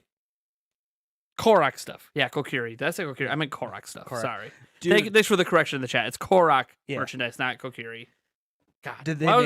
did they make an actual live golden to poo? be fair, aren't the Korok actually the Kokiri anyways? Like, factually? Pretty sure they are. If I remember my Wind Waker lore correctly. Anyways. So, was I really wrong? Yeah. Did they make it a golden poo amiibo? Oh my god. They just sell Breath of the Wild golden poo. Yeah. just a box of poo. Yeah, no, it's gold covered chocolate. Oh, Little baby candies. poos. Little candies. Like Hershey's Kisses. Yeah. Oh my god. The things you come up with. Why not? The things you come up with. You know what's gonna be sad? Because Becomes E3's true. not in person and they might have Breath of the Wild 2 there, we don't get any fly merch. Like any I know, exclusive right? E3 I know. swag. That's- Here's the thing. I don't really care that much about E3 swag. I collect it if it's there, but I don't really like, oh my god, I gotta go here to get this guy. But like if it's Zelda, yeah. I'll do what's required to get it. But it's like we could have a Breath of the, like a major new Zelda game showed, and like I won't be there to get swag because there's nothing to get. It's possible that they come up with some sort of stuff you can buy online during E3, but still, it's not the same. Mm-hmm. I think either that or ideas for swag might be mixed in with various pre-order bonuses for Breath of the Wild 2. Now that would be interesting Mhm. because usually pre-order bonuses are limited. To however many units the store has or how many units they have available for pre-orders, because they'll take more pre-orders usually than they have that stuff available. Interesting. That's interesting. Mhm. Anything else Zelda related you could think of, GameOverJesse? I mean, as if you can't talk Zelda all night.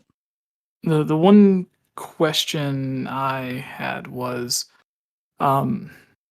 so I think starting with Ocarina of Time 3D, it had pictures in it, like posters in random places for Skyward Sword. Twilight Princess had random posters and pictures for Breath of the Wild.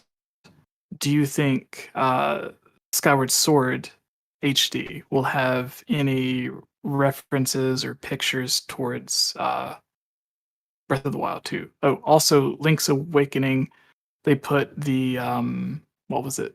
The Loftwing statue inside the Crane game.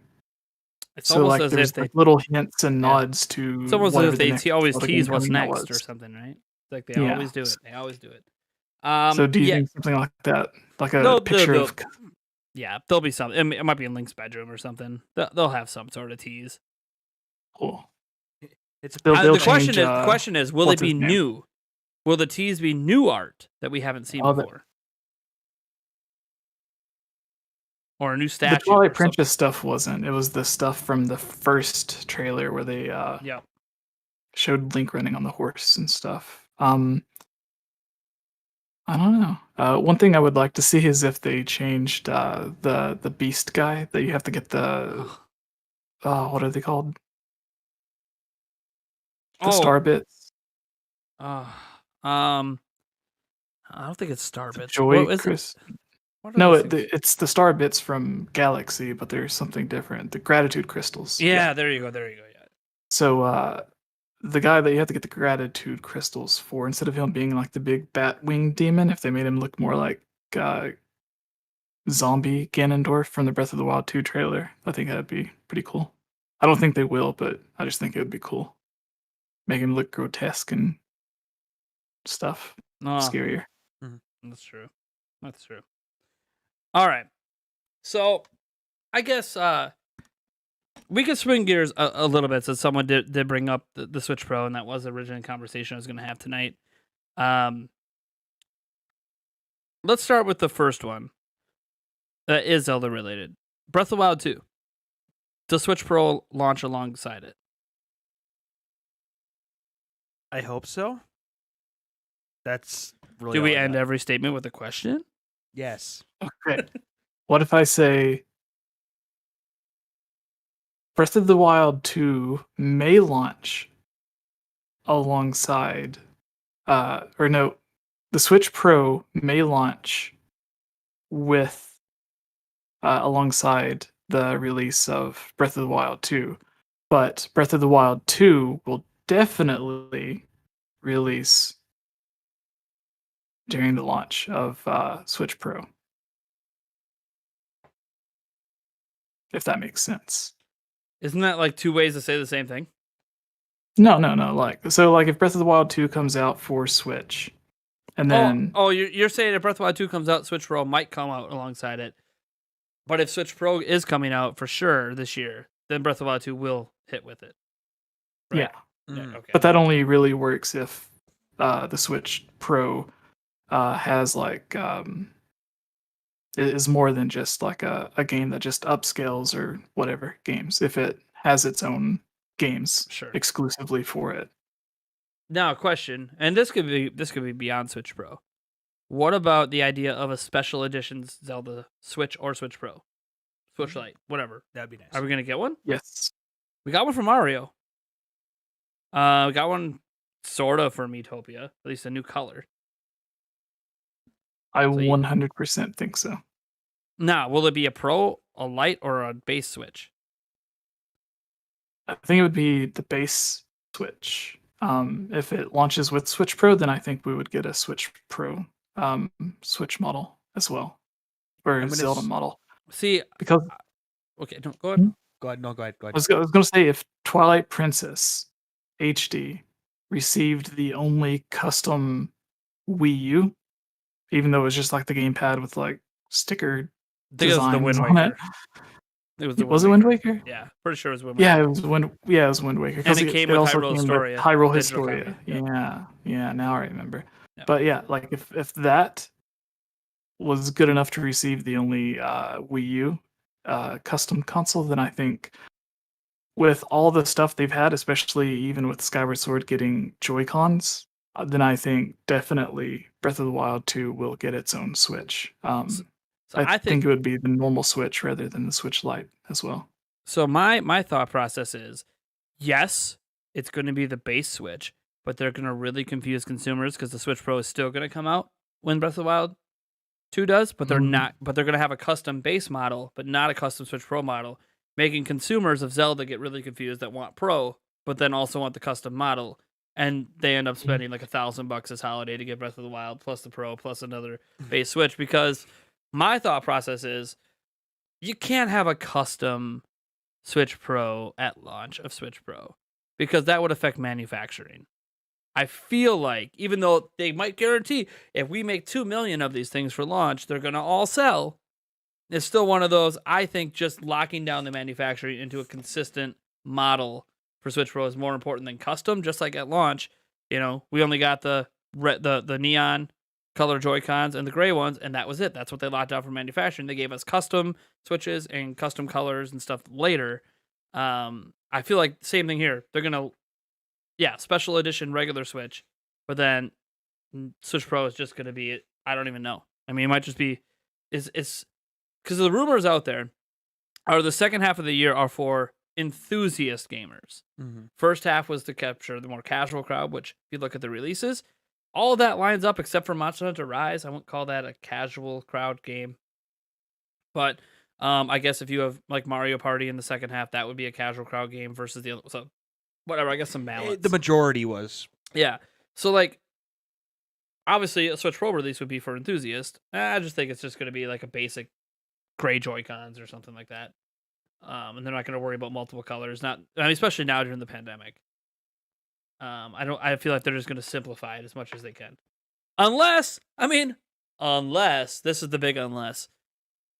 I mean, if it has detachable Joy-Cons and they're just the same Joy-Cons, only the tablet's different.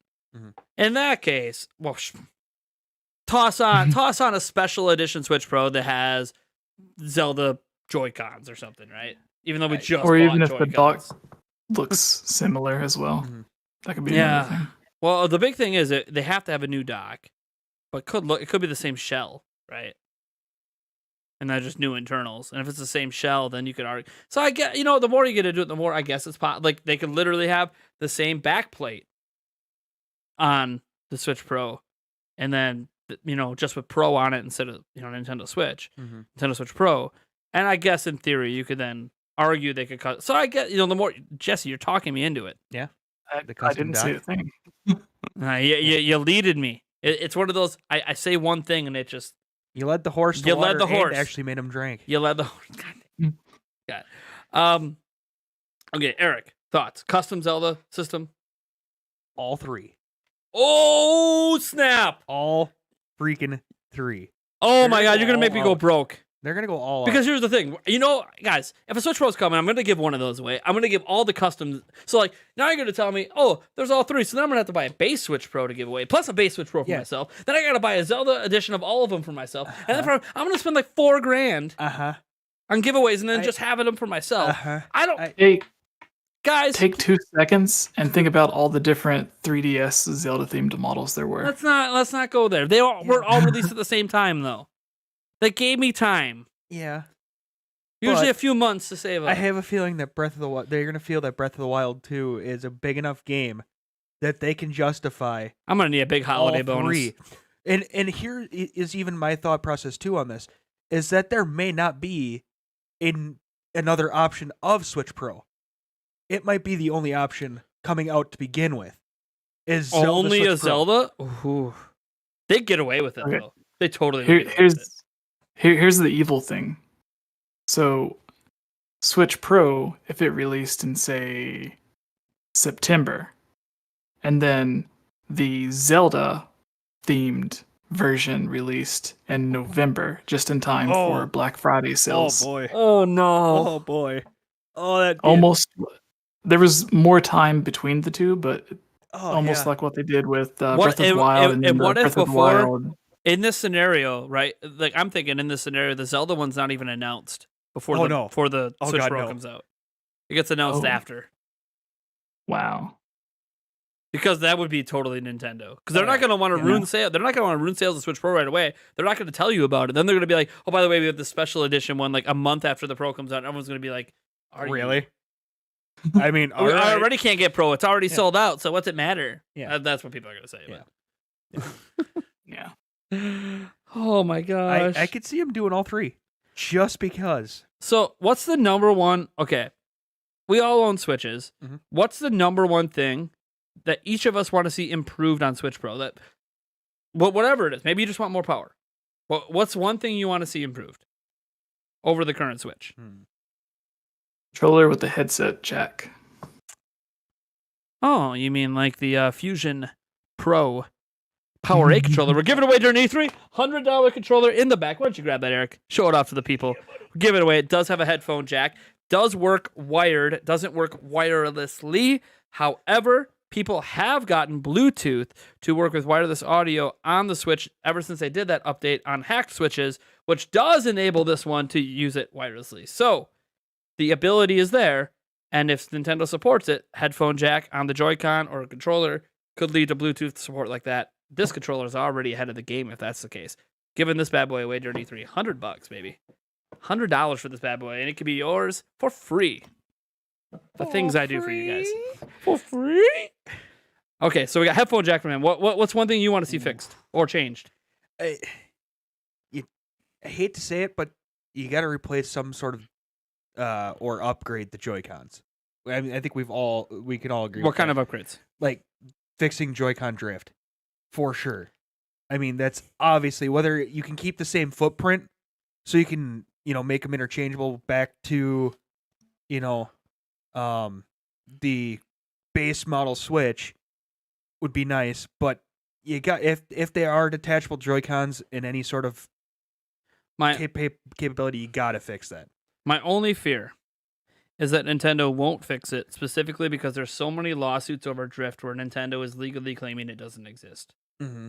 So if they fix it, even though it's a whole new model, Right? is They're that gonna lose is that those. pseudo for the lawsuits Nintendo admitting there was a problem in the first place?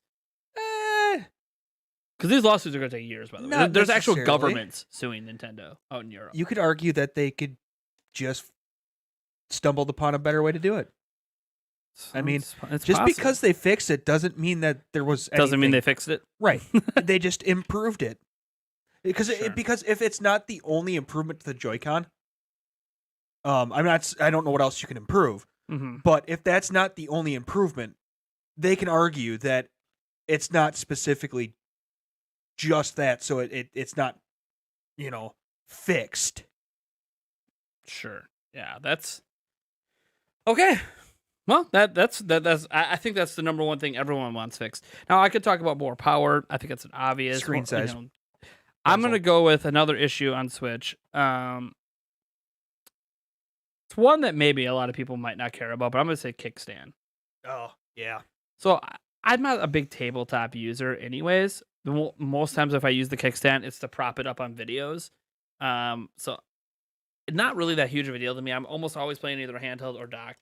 Even when we went on planes before, I held it. I didn't do the whole remove the Joy-Cons and set it on the tray. Plane ride's just too bumpy in general, even if it had a good kickstand for me to really rely on that. Plus, you're on a plane. Who knows if the guy in front of you is going to do something with the seat and your tray is going to hit you. It's just, I'd rather hold it. I feel safer that way. I understand some people have like tablets they watch movies on and they prop those up. Okay, fair. I guess if the kickstand was that good. But I do want to see it just improved in general because I know my kids have used it in that way. And it would be nice if it stopped falling over. Mm-hmm. And it's such a minor thing. Compared to Joy-Con drift, compared to a headphone jack, I think those are way bigger deals. Mm-hmm. No. And you could say Bluetooth audio in general. But I almost feel like Bluetooth audio after that last update is a given. Whatever the next Switch is, just going to have it. So I don't even think that's something I need to say because I feel like it's obvious already happening. I wouldn't necessarily say that ours are a bigger issue. That is, I think, just a very underappreciated or under talked about issue.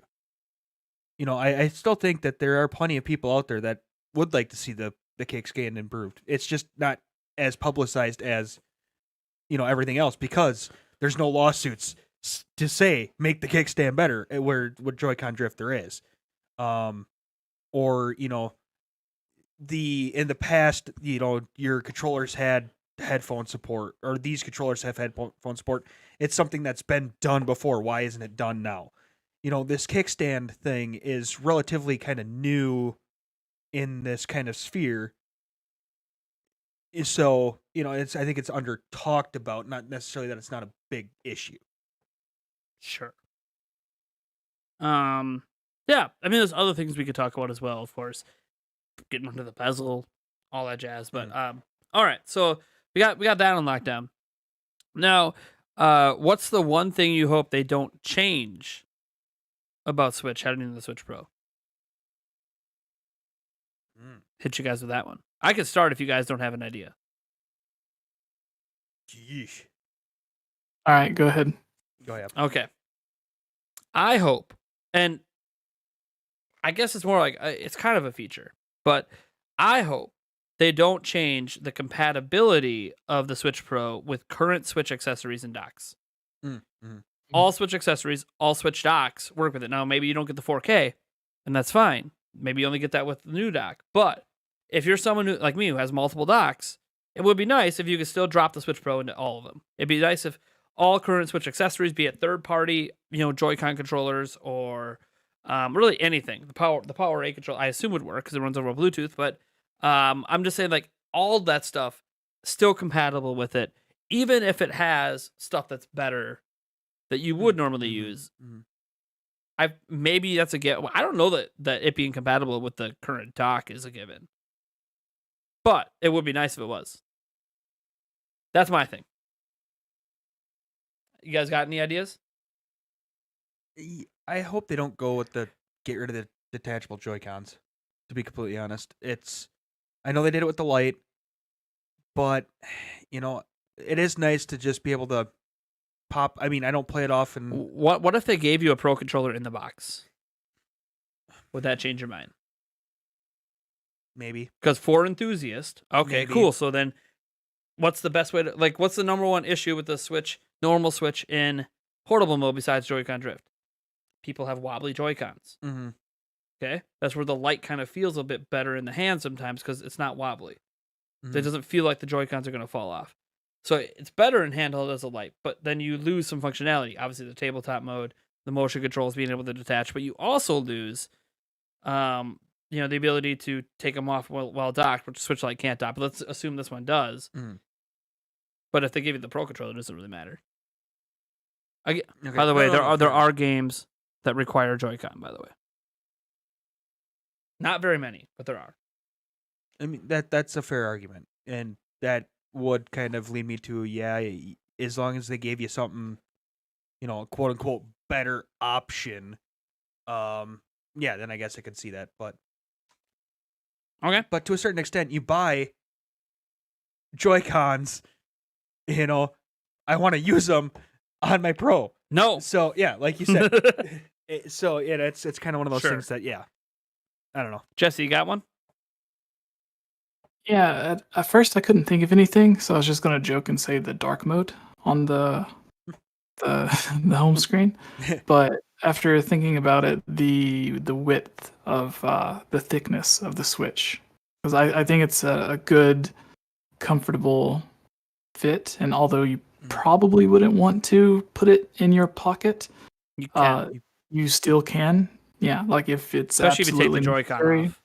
Yeah, like if you're carrying things out to the car or something, or just whatever situation, like just being able to put it in your pocket to have your hands free without having to set it down somewhere or take the time to put it back in the case and zip it back up, and then you're still carrying the case. You can't put it anywhere, so it's the same situation. So yeah, the width of it. The width of it. The thickness. Yeah. Okay. Yeah. The one thing that I will kind of say with that though is, to me, when I'm playing my Switch, it, to a certain extent, I almost feel like I could just snap that thing in half. There are times where it almost feels like it's bending in my hands. So it would be nice to, going back to kind of what I would like to see improved, is that feeling that, this thing is a little bit more sturdy. Because I feel like I could just snap it right in half if I really tried and wanted to. And that's because of the Joy-Con being wobbly. That's why Okay. it feels that way. So then an upgraded Joy-Con rail or attachment type of functionality would then be nice too. Yeah.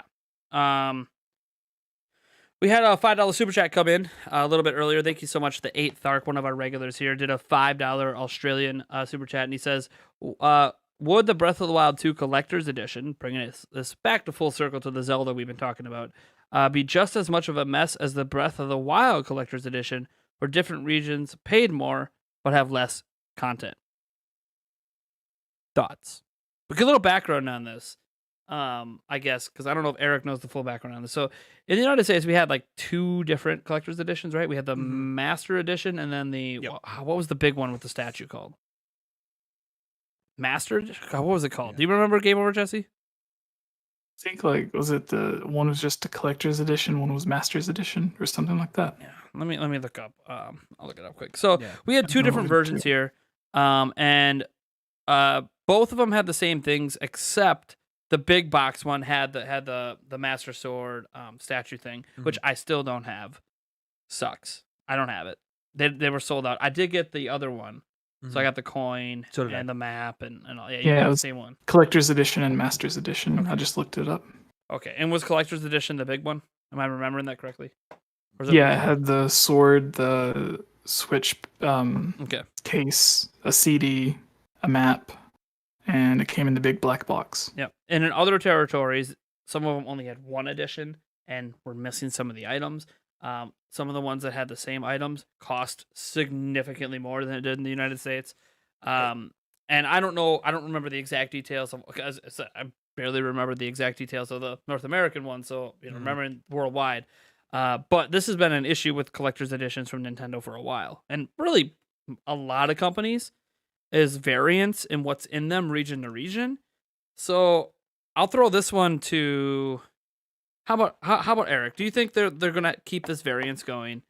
And do you think there's gonna be different money amounts in different regions combined with literally just different collector's editions, where if you actually want everything, you're starting to import from everywhere? Yeah. No, I think part of the money thing though too is because of different governments and how they view video games. So Nintendo may not have some of that issues with the pricing point of it, but I just don't see them. Again, it's one of those things that Nintendo sometimes sticks to Nintendo, and so I'm gonna say there probably is gonna be region. What am I looking for?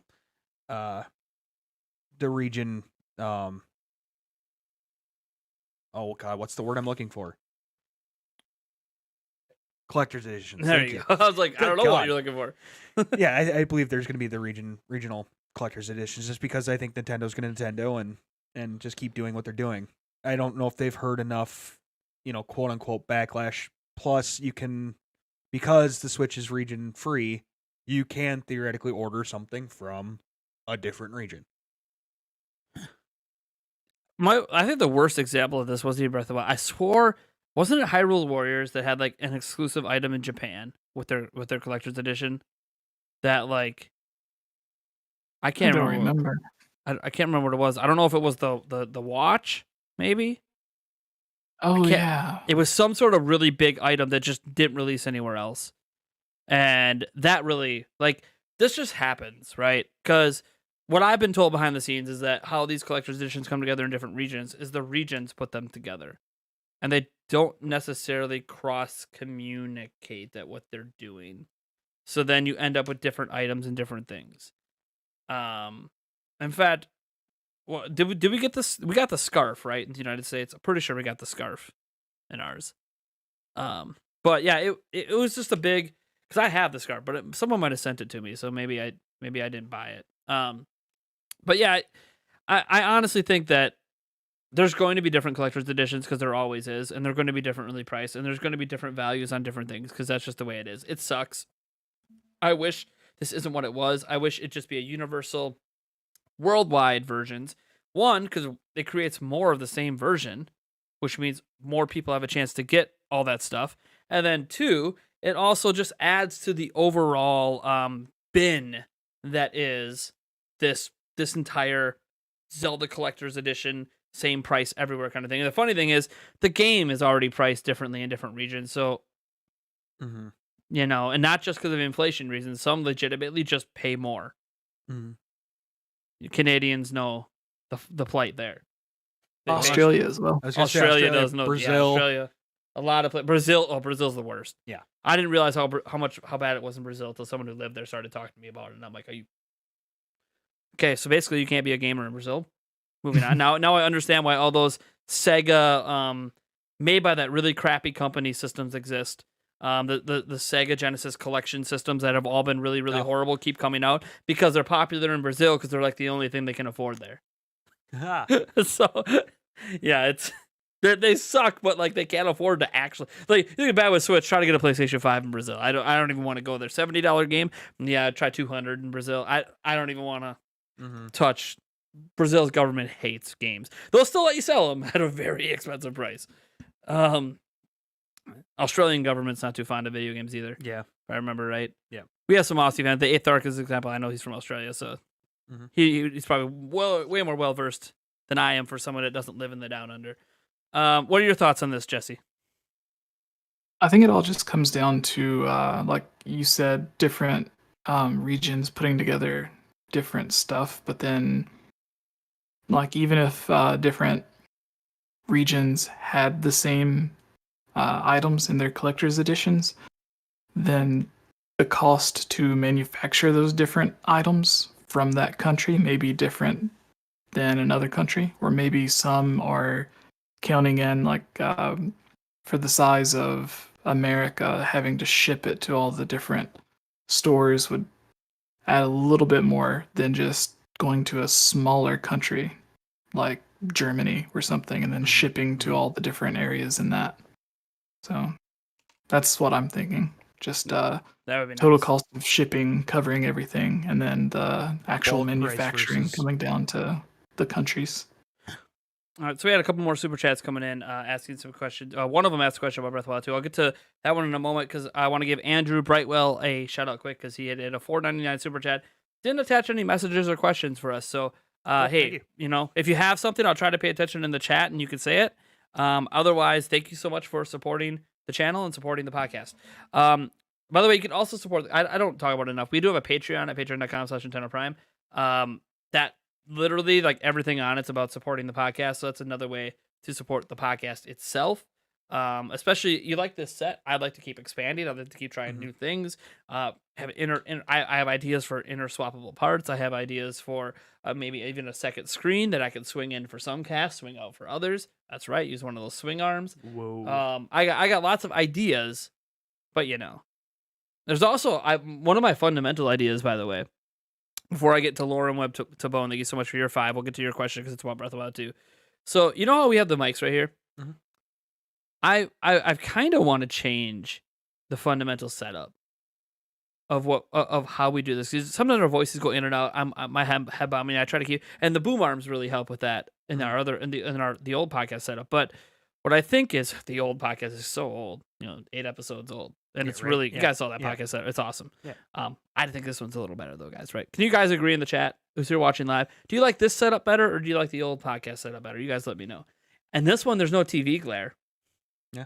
So there's that. Yeah. I actually kind of want to get some of those like kind of boom arm mics, and put like a set of like 1, 2, and then one off the ceiling. Okay. Interesting. So then we have no mics in front of us, and no matter where we turn, Yeah. we get nice crisp audio pickup. Now I might have to adjust some of this room to make that work, so there's no echo. But I've seen other like big time YouTubers are starting to use that instead of these, so then they can have the mic off camera. Yeah. Yeah. I don't know. It might suck for audio. I mean, the best Wait. thing to switch to would be lavalier mics for sure, but Yeah. we can't. People wonder why we don't use lav mics, which I thought about using for E3. Is because at least right now, maybe I should test again. But right now, lavalier mics have been picking up the power lines outside my house. We have some really massive ones and picking up buzzing. But I should look it up if there is lavalier mics that Are shielded. well, not just shielded, but if they have ones that run through or convert like lavalier into XLR, and then I can run it through that, which is what these run through, which shield and get rid of the buzz. Mhm. I don't know if those exist. I'm sure they're really expensive if they do, but that would be interesting. I should look into that.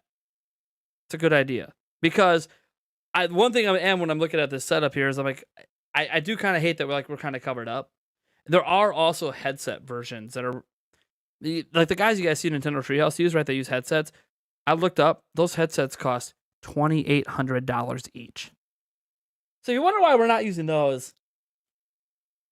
Yeah, no thanks. Yeah. But anyways, get to Laura Webb to Bone here said, I like spitballing sometimes. I listen back through my podcast. I'm like, oh yeah, that was a good idea. Oh, that because I always watch to find improvements. I'm like, I'm a perfectionist with my sets. If you can't tell, I'm done with the lazy days of, okay, like look at me, look how good I look. I look pretty fly, right? Right. I know you audio guys can't see it, but I'm looking pretty good. Eric, you look like Eric. Although, I don't want to tell people what I'm wearing for E3. Are you going to join me? Yeah, I think so. Yes! Finally, we're going to have... Oh, dude, this is going to be super professional. You don't No even know. pants. Sorry. No pants. Sorry, I let that leak. My bad. No pants. I'm sorry. Yeah, no pants. Sorry, pants. I'm sorry. It's all off camera anyways, right? Yeah, Covered up by right, the ticker. Right. Covered up. All right, so we had Laura went to Bo with the Breath of the Wild thing. It says, just for fun, what would you like Breath of the Wild 2 to be called? Well, now. Ooh.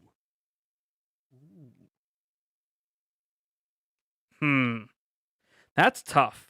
Ooh. I'm just gonna go with Breath of the Wild 2. No, there you go. I mean, nothing wrong with that. It doesn't get more obvious than that. And look at Last of Us Part 2. Yeah. A lot of 2 games end up selling really, really well when you put 2 in the title. What? Eric's just giving me this look like I got so like, but he's just not saying it. What is it? Stop smirking at me. You're making me want to put my pants back on. I thought we were just free balling over here, and now you're like, nope, right. pull No, it no. back up. Yeah. Fires of the Spirit. Fire. Okay. Fires of the What's spirits. your reasoning for this? I mean, we're talking spirits, how we've kind of gone back in the past with the heroes and things like that. And, kind of fires are associated generally with spirits and things like that. So that would be or flames of the spirits or something along the lines of that would be, I think, a really cool name. I love how Frieza in the chat is like, I got a feeling GameOverJesse already knows the title, and that's why he's like, oh yeah, Breath of the Wild 2. Yeah. Breath of the Wild 2. I already know. No. I guarantee he doesn't know. At all. Wait, I gotta check his smirk. Hold on. Yeah. Let me see. Does it? Oh, the smirk is coming. I saw the smirk. I saw teeth. Yeah. Oh boy. Well, maybe he does know. I mean, No. he apparently knew about the amiibo, so I mean, who knows who I he's didn't know talking about the Amiibo. I just knew Monday. And it wasn't even Monday, so So you're saying you're fake news? pretty much. Okay. Yeah, so there you go. Unsubscribe from his channel. Never watch GameOverJesse again. Oh Lord. We will no Yeah. longer be reporting on anything that Jesse has Yeah. originating Good luck with that, reporter yeah. on. Obviously, he's not the source. He doesn't work at Nintendo. Yeah. All right. So, in terms of the title, I mean, we only had the initial trailer to work on, right? That's why like Breath of the Darkness sounds stupid when that was like one of the rumors out there, but it also is like I get it because it was really dark, and anyone said it's going to be really darkness. Okay, got it. Dark, right? It's going to be the darkest Zelda ever. You know, it's going to be the darkest Zelda ever. So like it's such limited information. Like Breath of the Wild 2 would be very unlike Nintendo. They haven't numbered ones in Zelda 2, and even then they gave it a subtitle with the Adventure of Link. So, you know, even Phantom Hourglass, Spirit Tracks, right? Ocarina of Time, Majora's Mask. Like all the sequels have their own name. So, and I feel like this is particularly because Nintendo thinks each game can stand on its own. You don't need to play the prior, which is basically true. You can play Majora's Mask, have no idea what's going on with Ocarina of Time, and be perfectly fine. You might not understand the intro and why Link is looking for a fairy, but I mean, hey, that's like a very small part of the actual game. So Even Phantom Hourglass to Spirit Tracks, or Wind Waker to Phantom Hourglass. yeah, yeah, and like if you played Wind Waker, you understand what's happening in Phantom Hourglass, but like at the same point, also like Phantom Hourglass completely stands on its own. So like this is the tough part. This is the tough part. Is trying to come up with a name based on a very small trailer we saw 2 years ago.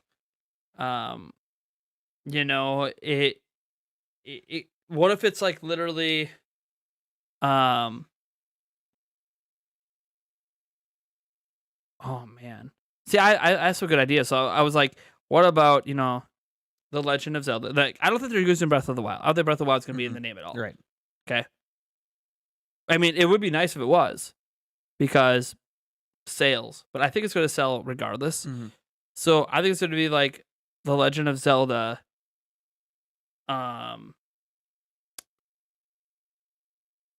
Return to the Sky or something, or The Legend of Zelda.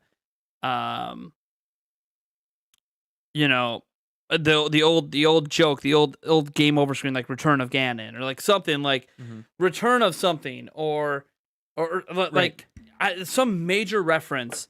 Because if you think about it, like, but Zelda games have names that either reference an item directly, like Ocarina of Time. That's an item in the game. Return to the Sky would also kind of tie it back in with Skyward Sword, though, too. There's that too. And then you have, and I get it. Return to the Sky sounds like a stupid name. I understand it sounds stupid. No matter what name I throw out there, it's going to sound stupid compared to what the actual name A lot of is. people thought Breath of the Wild was a stupid name when it was first. Yeah, like Breath of the Wild is a stupid name. You're not taking a breath. You're waking up, and what does Breath of the Wild have to do with the game? Someone tell me what the name Breath of the Wild actually has to do with the game. They breathed wild into Zelda. Open world. Like, see, and like that's probably what it is, but it's also like, I mean, come on. You could have called it anything else. So it could be a name that's just totally unrelated, but usually it's not like Twilight Princess. What did that have to do with? Come on now. You know?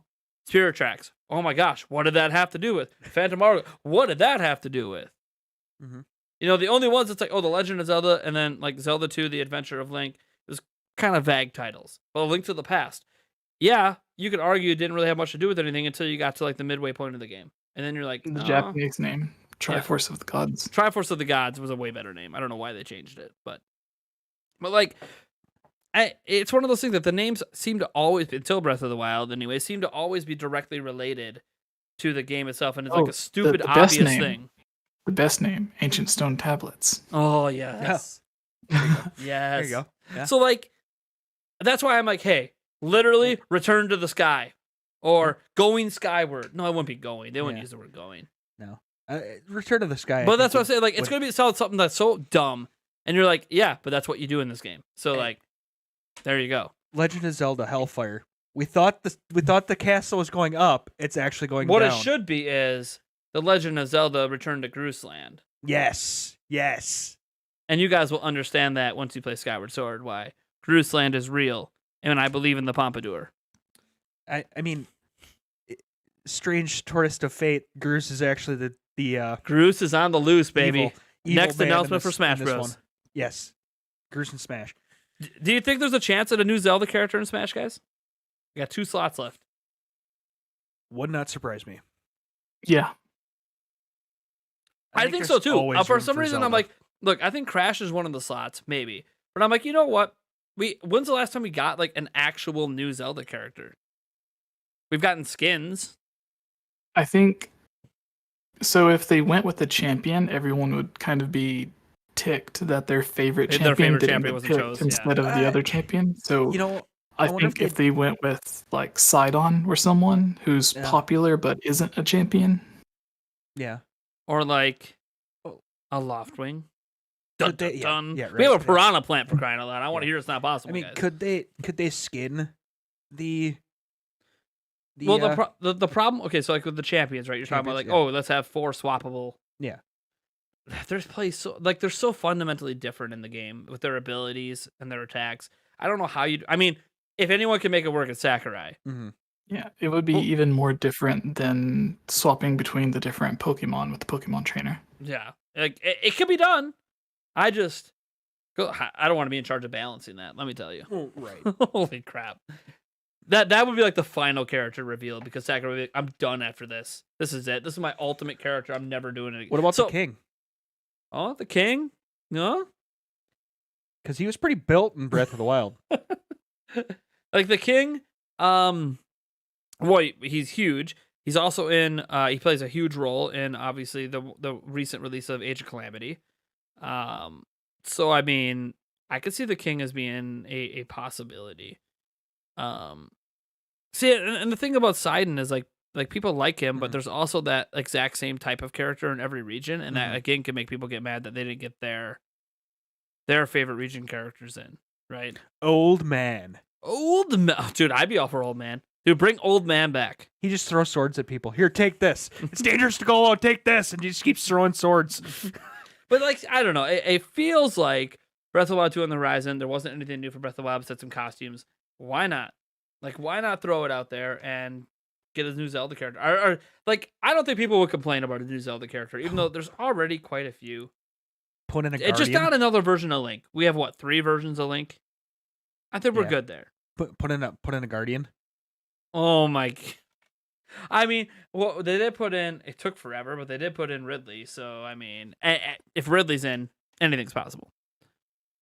Taker610 has his joking take. By the way, thank you so much for your $2 super chat that says, "Legend of Zelda: Cough of the Wild. Link gets COVID.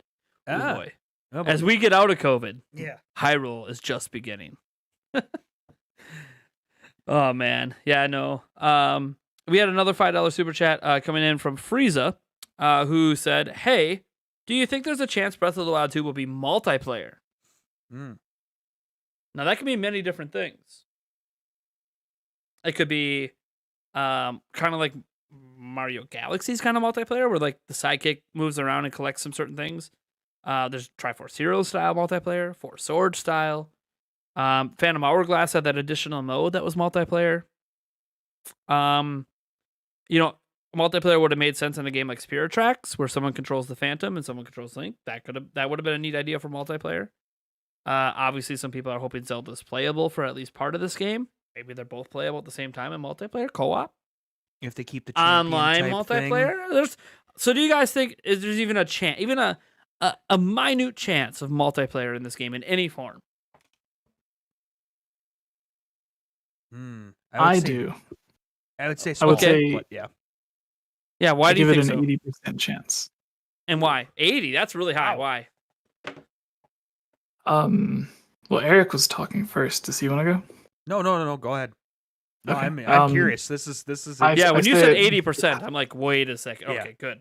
I say it because as we touched on earlier, when Breath of the Wild was first released or first announced, like before anything, one of the first things that Aonuma said about it was that he wanted to change the traditional formula of Zelda, and then he wanted you, or he didn't want players to think of it as a single player experience.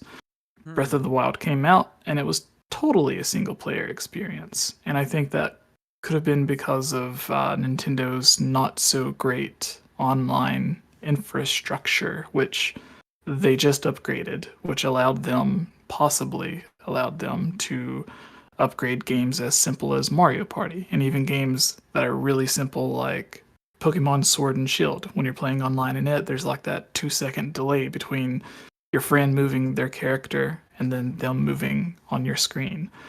Even Smash Bros has certain hiccups.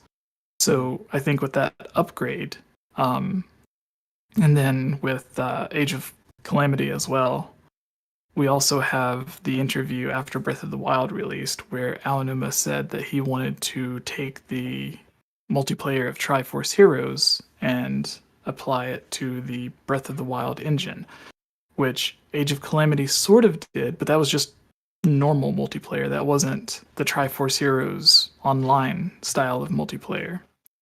And Aonuma seems to keep, for some reason, going back to doing some sort of online multiplayer Zelda game. I think even what was it? Triforce Heroes started out as like a Four Swords Adventures remake, and then they cut it down to 3 because they couldn't quite do whatever they was planning on doing. So I think Breath of the Wild 2 will just be the combination of all of that, but it'll still be optional. I always use the example of Wolf Link in Breath of the Wild, to where instead of the computer controlling Wolf Link, imagine your friend could just pick up their controller and drop in as Wolf Link and play alongside you. And something like it just being that simple. Or like in Wind Waker, when you have to play the song and now you can control the Korok. Instead of you having to play a song to go back and forth, maybe you can keep playing as Link while your friend controls the Korok. So stuff like that. Even Majora's Mask had this section where you're in the Thieves' Hideout and you have to switch between the 2 characters to figure out the puzzle. So stuff like that, to where it would just make it easier if 2 people could do it, since you already have to use 2 characters to do it anyways. Why not allow it to be multiplayer? And there's also the interview or the announcements from Nintendo's president, where they said they were going to be putting a big focus on their online. They're going to be pushing their online service, and they're going to put a big focus on DLC for big games. And I think Breath of the Wild 2, it's kind of obvious that it'll get DLC, but I also think that big focus on online, pushing their online service, I think that will also apply, and it'll just be the culmination of all this past stuff that they've done. And it'll end up being Breath of the Wild 2 being optional multiplayer. Do you have anything to add to that, Eric? Do we think it's Breath of the Wild 2, or are they working on a massive MMORPG or MMO Zelda game? That would be interesting as heck. So, using the Breath of the Wild engine. As Nate walks off set. Because that would be really crazy. Not necessarily worked into Breath of the Wild 2, but a completely different Zelda game that uses the Breath of the Wild engine, but is an MMO. Nate hates me. I mean, I think Nintendo could eventually get to that, but I think the most likely thing would be they would want to make sure they're getting normal multiplayer right first before they take that leap into Yeah, an you're probably MMO. not wrong. You bastard! Yeah. Would I take your idea? No. I have been wanting a Zelda MMO since I started playing World of Warcraft in 2004. Yeah. I'm so like I was never gonna bring it up, until I have like a separate conversation where maybe I do a video where I'm like, here's why I want a Zelda MMO, which there are going to be people who are against it, and that's fine. I get it. MMOs aren't for everyone, and they never end, and I get it. Okay, whatever. I don't really care. I love MMOs. Not that I have time to really invest in a new one at this point, but I mean, if it's Zelda, let's be honest. You'll find time. I You won't sleep. Why, Eric? That's why I walked off set. I'm like, what are you doing to me right now? I'm about to have a heart attack over this, and it's not even like real. They could get the Fantasy Star Online team to do a basic MMO for Zelda. See, now it's just starting to add up where stop giving me hope. It's not going to happen. Here's the thing. No. I'm going to go as far as to say, not only are we not getting a Zelda MMO, which, obviously. I don't think we're getting multiplayer in the game either. Oh, I'm going to go on the opposite direction of GameOverJesse, which is why I'm really glad that he was like 80% sure, because this would have been a really boring conversation otherwise, unless Eric had some agree with everybody. Then again, Eric had MMO come up, so maybe it wouldn't have been so boring. I have ideas every once in a while. Damn it. No, so like, I personally just don't see them doing it. I know the quotes you're talking about. I know the references. I know they've dabbled in multiplayer aspects in Zelda before. Onuma has openly said, he wants to do multiplayer. Okay. None of what you're saying is incorrect. I just feel like, especially when I hear things like focus on like the enthusiast gamers in the second half. To me, that screams either hardcore multiplayer games. Or I'd say like a Splatoon 3 would be like a hardcore multiplayer game, although that's next year. But I'm thinking like Breath of the Wild. I get optional multiplayer. I get it. No. I think it's going to be a solo game just like the first one. And they're going to leave it at that because here's the thing. It's sold 20 plus, what is that, 22, 23 million right now? If it ain't broke, don't fix it. And I think that's what I think the risk for multiplayer, if they do it, will either be in a dedicated multiplayer game, which they've done in the past, Force Swords Adventures, which again, you can play single player, but let's just be honest, you should play that multiplayer. It's if you can, it's way better multiplayer. Triforce Heroes, can play single player, way better multiplayer. I feel like that is more the direction. If you're going to do multiplayer Zelda, go all out. Otherwise, don't bother. I don't need a little side dish. I don't need a little companion. I don't need a little, no. Go all out. Like what they did with Galaxy as an example. That's like a little companion. Mm-hmm. No, go all out or don't bother. Because you're just gimping player 2 and just wishing that they could be the big brother playing player 1. And no. If they can't get the same experience I get while playing, then don't do it. That's my opinion. That's been my opinion forever. And I know that kills a lot of really good games out there that have this sidekick idea. But no. I'm good. Single player focused, just like the original Breath of the Wild. I'm not gonna be upset if there's one. I'll put it. I enjoy multiplayer Zelda. I'm not gonna be upset. I just think I'd rather see them do it right, and I think right is a game built around it. But this is a personal opinion. Clearly, they could have multiplayer aspects in it. I don't have any evidence to suggest they won't, other than me just saying, "Look at Breath of the Wild, best-selling Zelda game ever. No multiplayer. Yeah. Why do it? Because they know it's going to sell well and it's a chance to try it. I get it. There's good reasons for it. I'm not dumb. I don't want it to happen because I'd rather they do it right and do something like an MMO. Do something big. And I think they're going to have something multiplayer for the Nintendo Switch Online, like a Zelda 35. That's going to be like the focus of their multiplayer. That could be it. That too. It's kind of like my legit reason why I think that's going to be what they focus for multiplayer right now. The 2D. But I don't know. We'll see. Possibly. It'd be interesting to see if they tied in a certain kind of character that we hinted at with the sword or the everything that we were hinting at earlier in the podcast as a second player, where you kind of just travel through the game with the other player and you help with different puzzles, different things like that. You may actually be able to even go off and explore on your own, type of thing. But it wouldn't make a whole lot of sense. Though, not actually thinking about that because being tied with the sword. But to have that companion, and I realize you don't like companion part of it, but to have kind of that companion, but a little bit more a companion plus along with you with said character. I still don't like it. It's fine. I get it. I still don't like it. Frieza followed up in the chat, by the way, and it said that some of these thoughts stemmed from Commonwealth Realm, who they want to have on my channel one day. I will say this about Commonwealth Realm. Decent guy from what I remember talking to him. Haven't talked to him in years. But he's in a different time zone than me, which makes a podcasting hard to do. Doesn't mean we can't have a separate conversation video, but because of the time zone, it's really hard to line up when we are actually around at the same time. When you got like working kids and YouTube and like I'm already really busy. So then trying to be like, oh, let me come up with a special time. Mm-hmm. It's one thing to move the podcast to a different night, like I'm doing on June 8th from a Wednesday to a Tuesday. We're going to have a special guest on Camelot 331. Don't know if you guys know who he is. He's going to be coming on Tuesday, the week of E3, which is actually kind of good.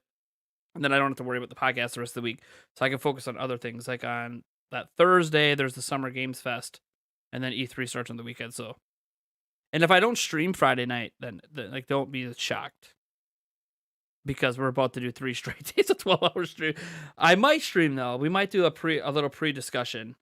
But it won't be like my typical long streams. It'll be maybe an hour. Like if Eric's here spending the night, maybe we hop on and we have a quick end up being here have a quick pre-show. Have like a quick pre-show before the pre-show. The pre-show. The pre-show. Remember, exclusive. No, I'm just kidding. Yeah. Anyways, so yeah, Commonwealth Realm, I would love to have him on, but again, time zone differences with him makes it a lot difficult. Not as hard with GameOverJesse. You know, when we all live in the U.S., the worst case is like a 2-hour difference usually. So, we had another $5 super chat come in from Akinda, saying, "I actually know what the title is." That's a bold claim, Akinda. That's pretty bold. I think you're yanking our chain. But it says, "I know what the title is, and I'll give you a clue. It actually has to do with the hands, and that's all I'm going to give you." I think that is possible. Because there's the hand on the chest, and then Link's hand starts to glow. It having to be called something with the hand wouldn't be surprising. I also think it's almost too obvious. But I mean, is it any more obvious than Breath of the Darkness? I don't know. What about Sands of Time? Because there's talks about time travel in this. They won't call it that because of Prince of Persia. Oh. There's a game called Sands of Time. I mean, maybe they will, but man, yeah. Echidna or Echidna. You are yanking my chain, correct? I mean, maybe you legitimately do know what the title is. I'm just saying that. It's not like I can verify. Yeah. All right. Is that about wrap it up for us today? Are we all good? You guys got anything else you want to talk about? I think I'm good. You think you're good? I'm good. You're good? All right. Well, that's going to do it then for episode 9 of the Nintendo Prime Podcast. What was that one thing I was going to talk about before I headed out? At the end? The guest change. Oh, yeah. So I know some of you guys were expecting Mr. Jeff Grubb to come on tonight. He was all set. Everything was all good. And then he contacted me and decided to cancel his appearance tonight. Not because he's not available. He has a problem. I don't want to go too deep into it, but a problem with somebody who I have defended in the past and me potentially being associated with him. And bottom line is, it's kind of water under the bridge. We talked it out. Things seem fine. He wants me to reach out to him after E3 and probably set up another podcast episode. So it's one of those, we had a very cordial conversation about it. I don't want anyone getting mad at him or thinking anything negative about him. Jeff, I have no problem with Jeff Grubb. I literally am a backer of his on Twitch. I am subscribed to him on Twitch. I give him money. I wouldn't give him money if I didn't think Jeff Grubb was awesome. So yeah, we kind of got it worked out, but unfortunately I couldn't get, I wish these concerns would have been brought up a couple days ago instead of today, because then we could have squashed it and been fine, but it was brought up today, late in the day, so it is what it is, but I do appreciate GameOverJesse coming through in the clutch. And besides, you guys enjoyed this Zelda conversation, right? Because this totally was not what we were going to talk about today. So you guys enjoyed the Zelda conversation, right? Because I could talk Zelda all the time. Mm-hmm. But shout out to GameOverJesse. You guys should definitely go check him out. At GameOverJesse on Twitter. to also technically that same name, GameOverJesse on YouTube, although it'll be like Jesse in living color in the URL on the channel. Old school name there. You got any content coming out that you want to tease people with? Podcasts, anything? We're having our Zelda podcast, the Highland Gamescast, tomorrow night at 6 p.m. Pacific, 9 p.m. Eastern. I have a video ready to be uploaded for about a week now, but there's an ad sponsor for it, and contacting them to get it. It's already been approved, but it needs to be like double approved for like the time that it's scheduled for. So that could go out either tomorrow or next week. I have no idea. And we have 2 other videos that are in the works. One script is done. Daniel's going to be recording the audio for it. And the other, right before I came on this podcast, I just finished editing the audio for the other one. So there should be 3 or 4 videos coming out within the next week. So, it felt kind of weird because then you go like a week between because you had like the podcast and then a podcast, and there was like nothing in between. Yeah, I thought that was a little weird, but I figured there must have been something going on. Like so guys, I don't know if you guys are aware of this. Big shout out to you guys for coming out to our streams, subscribing to the channel, watching all my videos this month. We actually have active sponsorships in the works behind the scenes with I think 3 different companies at the moment. Coming out for future video for ad spots. One is actually doing an entire 15-minute featured video, and all this is landing before E3. So I'm obviously very, very busy, and I want to thank you guys because if it wasn't for you guys, I would have not got these sponsorship opportunities. And they reached out to me about it, which is really, really cool. When companies start to recognize, hey, you're an up-and-coming channel, we want to hop on board in the early days. So I like that. So thank you guys for enabling that to happen. You guys know that I'm going to need that money for all the Switch Pros and all the crap we're going to end up giving away at the end of the year. All 3 versions of Switch. Yeah, the multiple versions of Zelda. Yeah. I mean, it's really cool that we have some sponsors coming in. I'm not going to talk about them until things are all finalized. Yeah. One of them is finalized, but I have to record the ad for it still. They sent me some stuff that I'm still waiting to arrive. Should be here, I think they said by Friday. So I'll try to get it recorded over the weekend and it'll appear in something next week. That's just one ad spot. Then there's another game that I'm doing a feature on. That's one of them.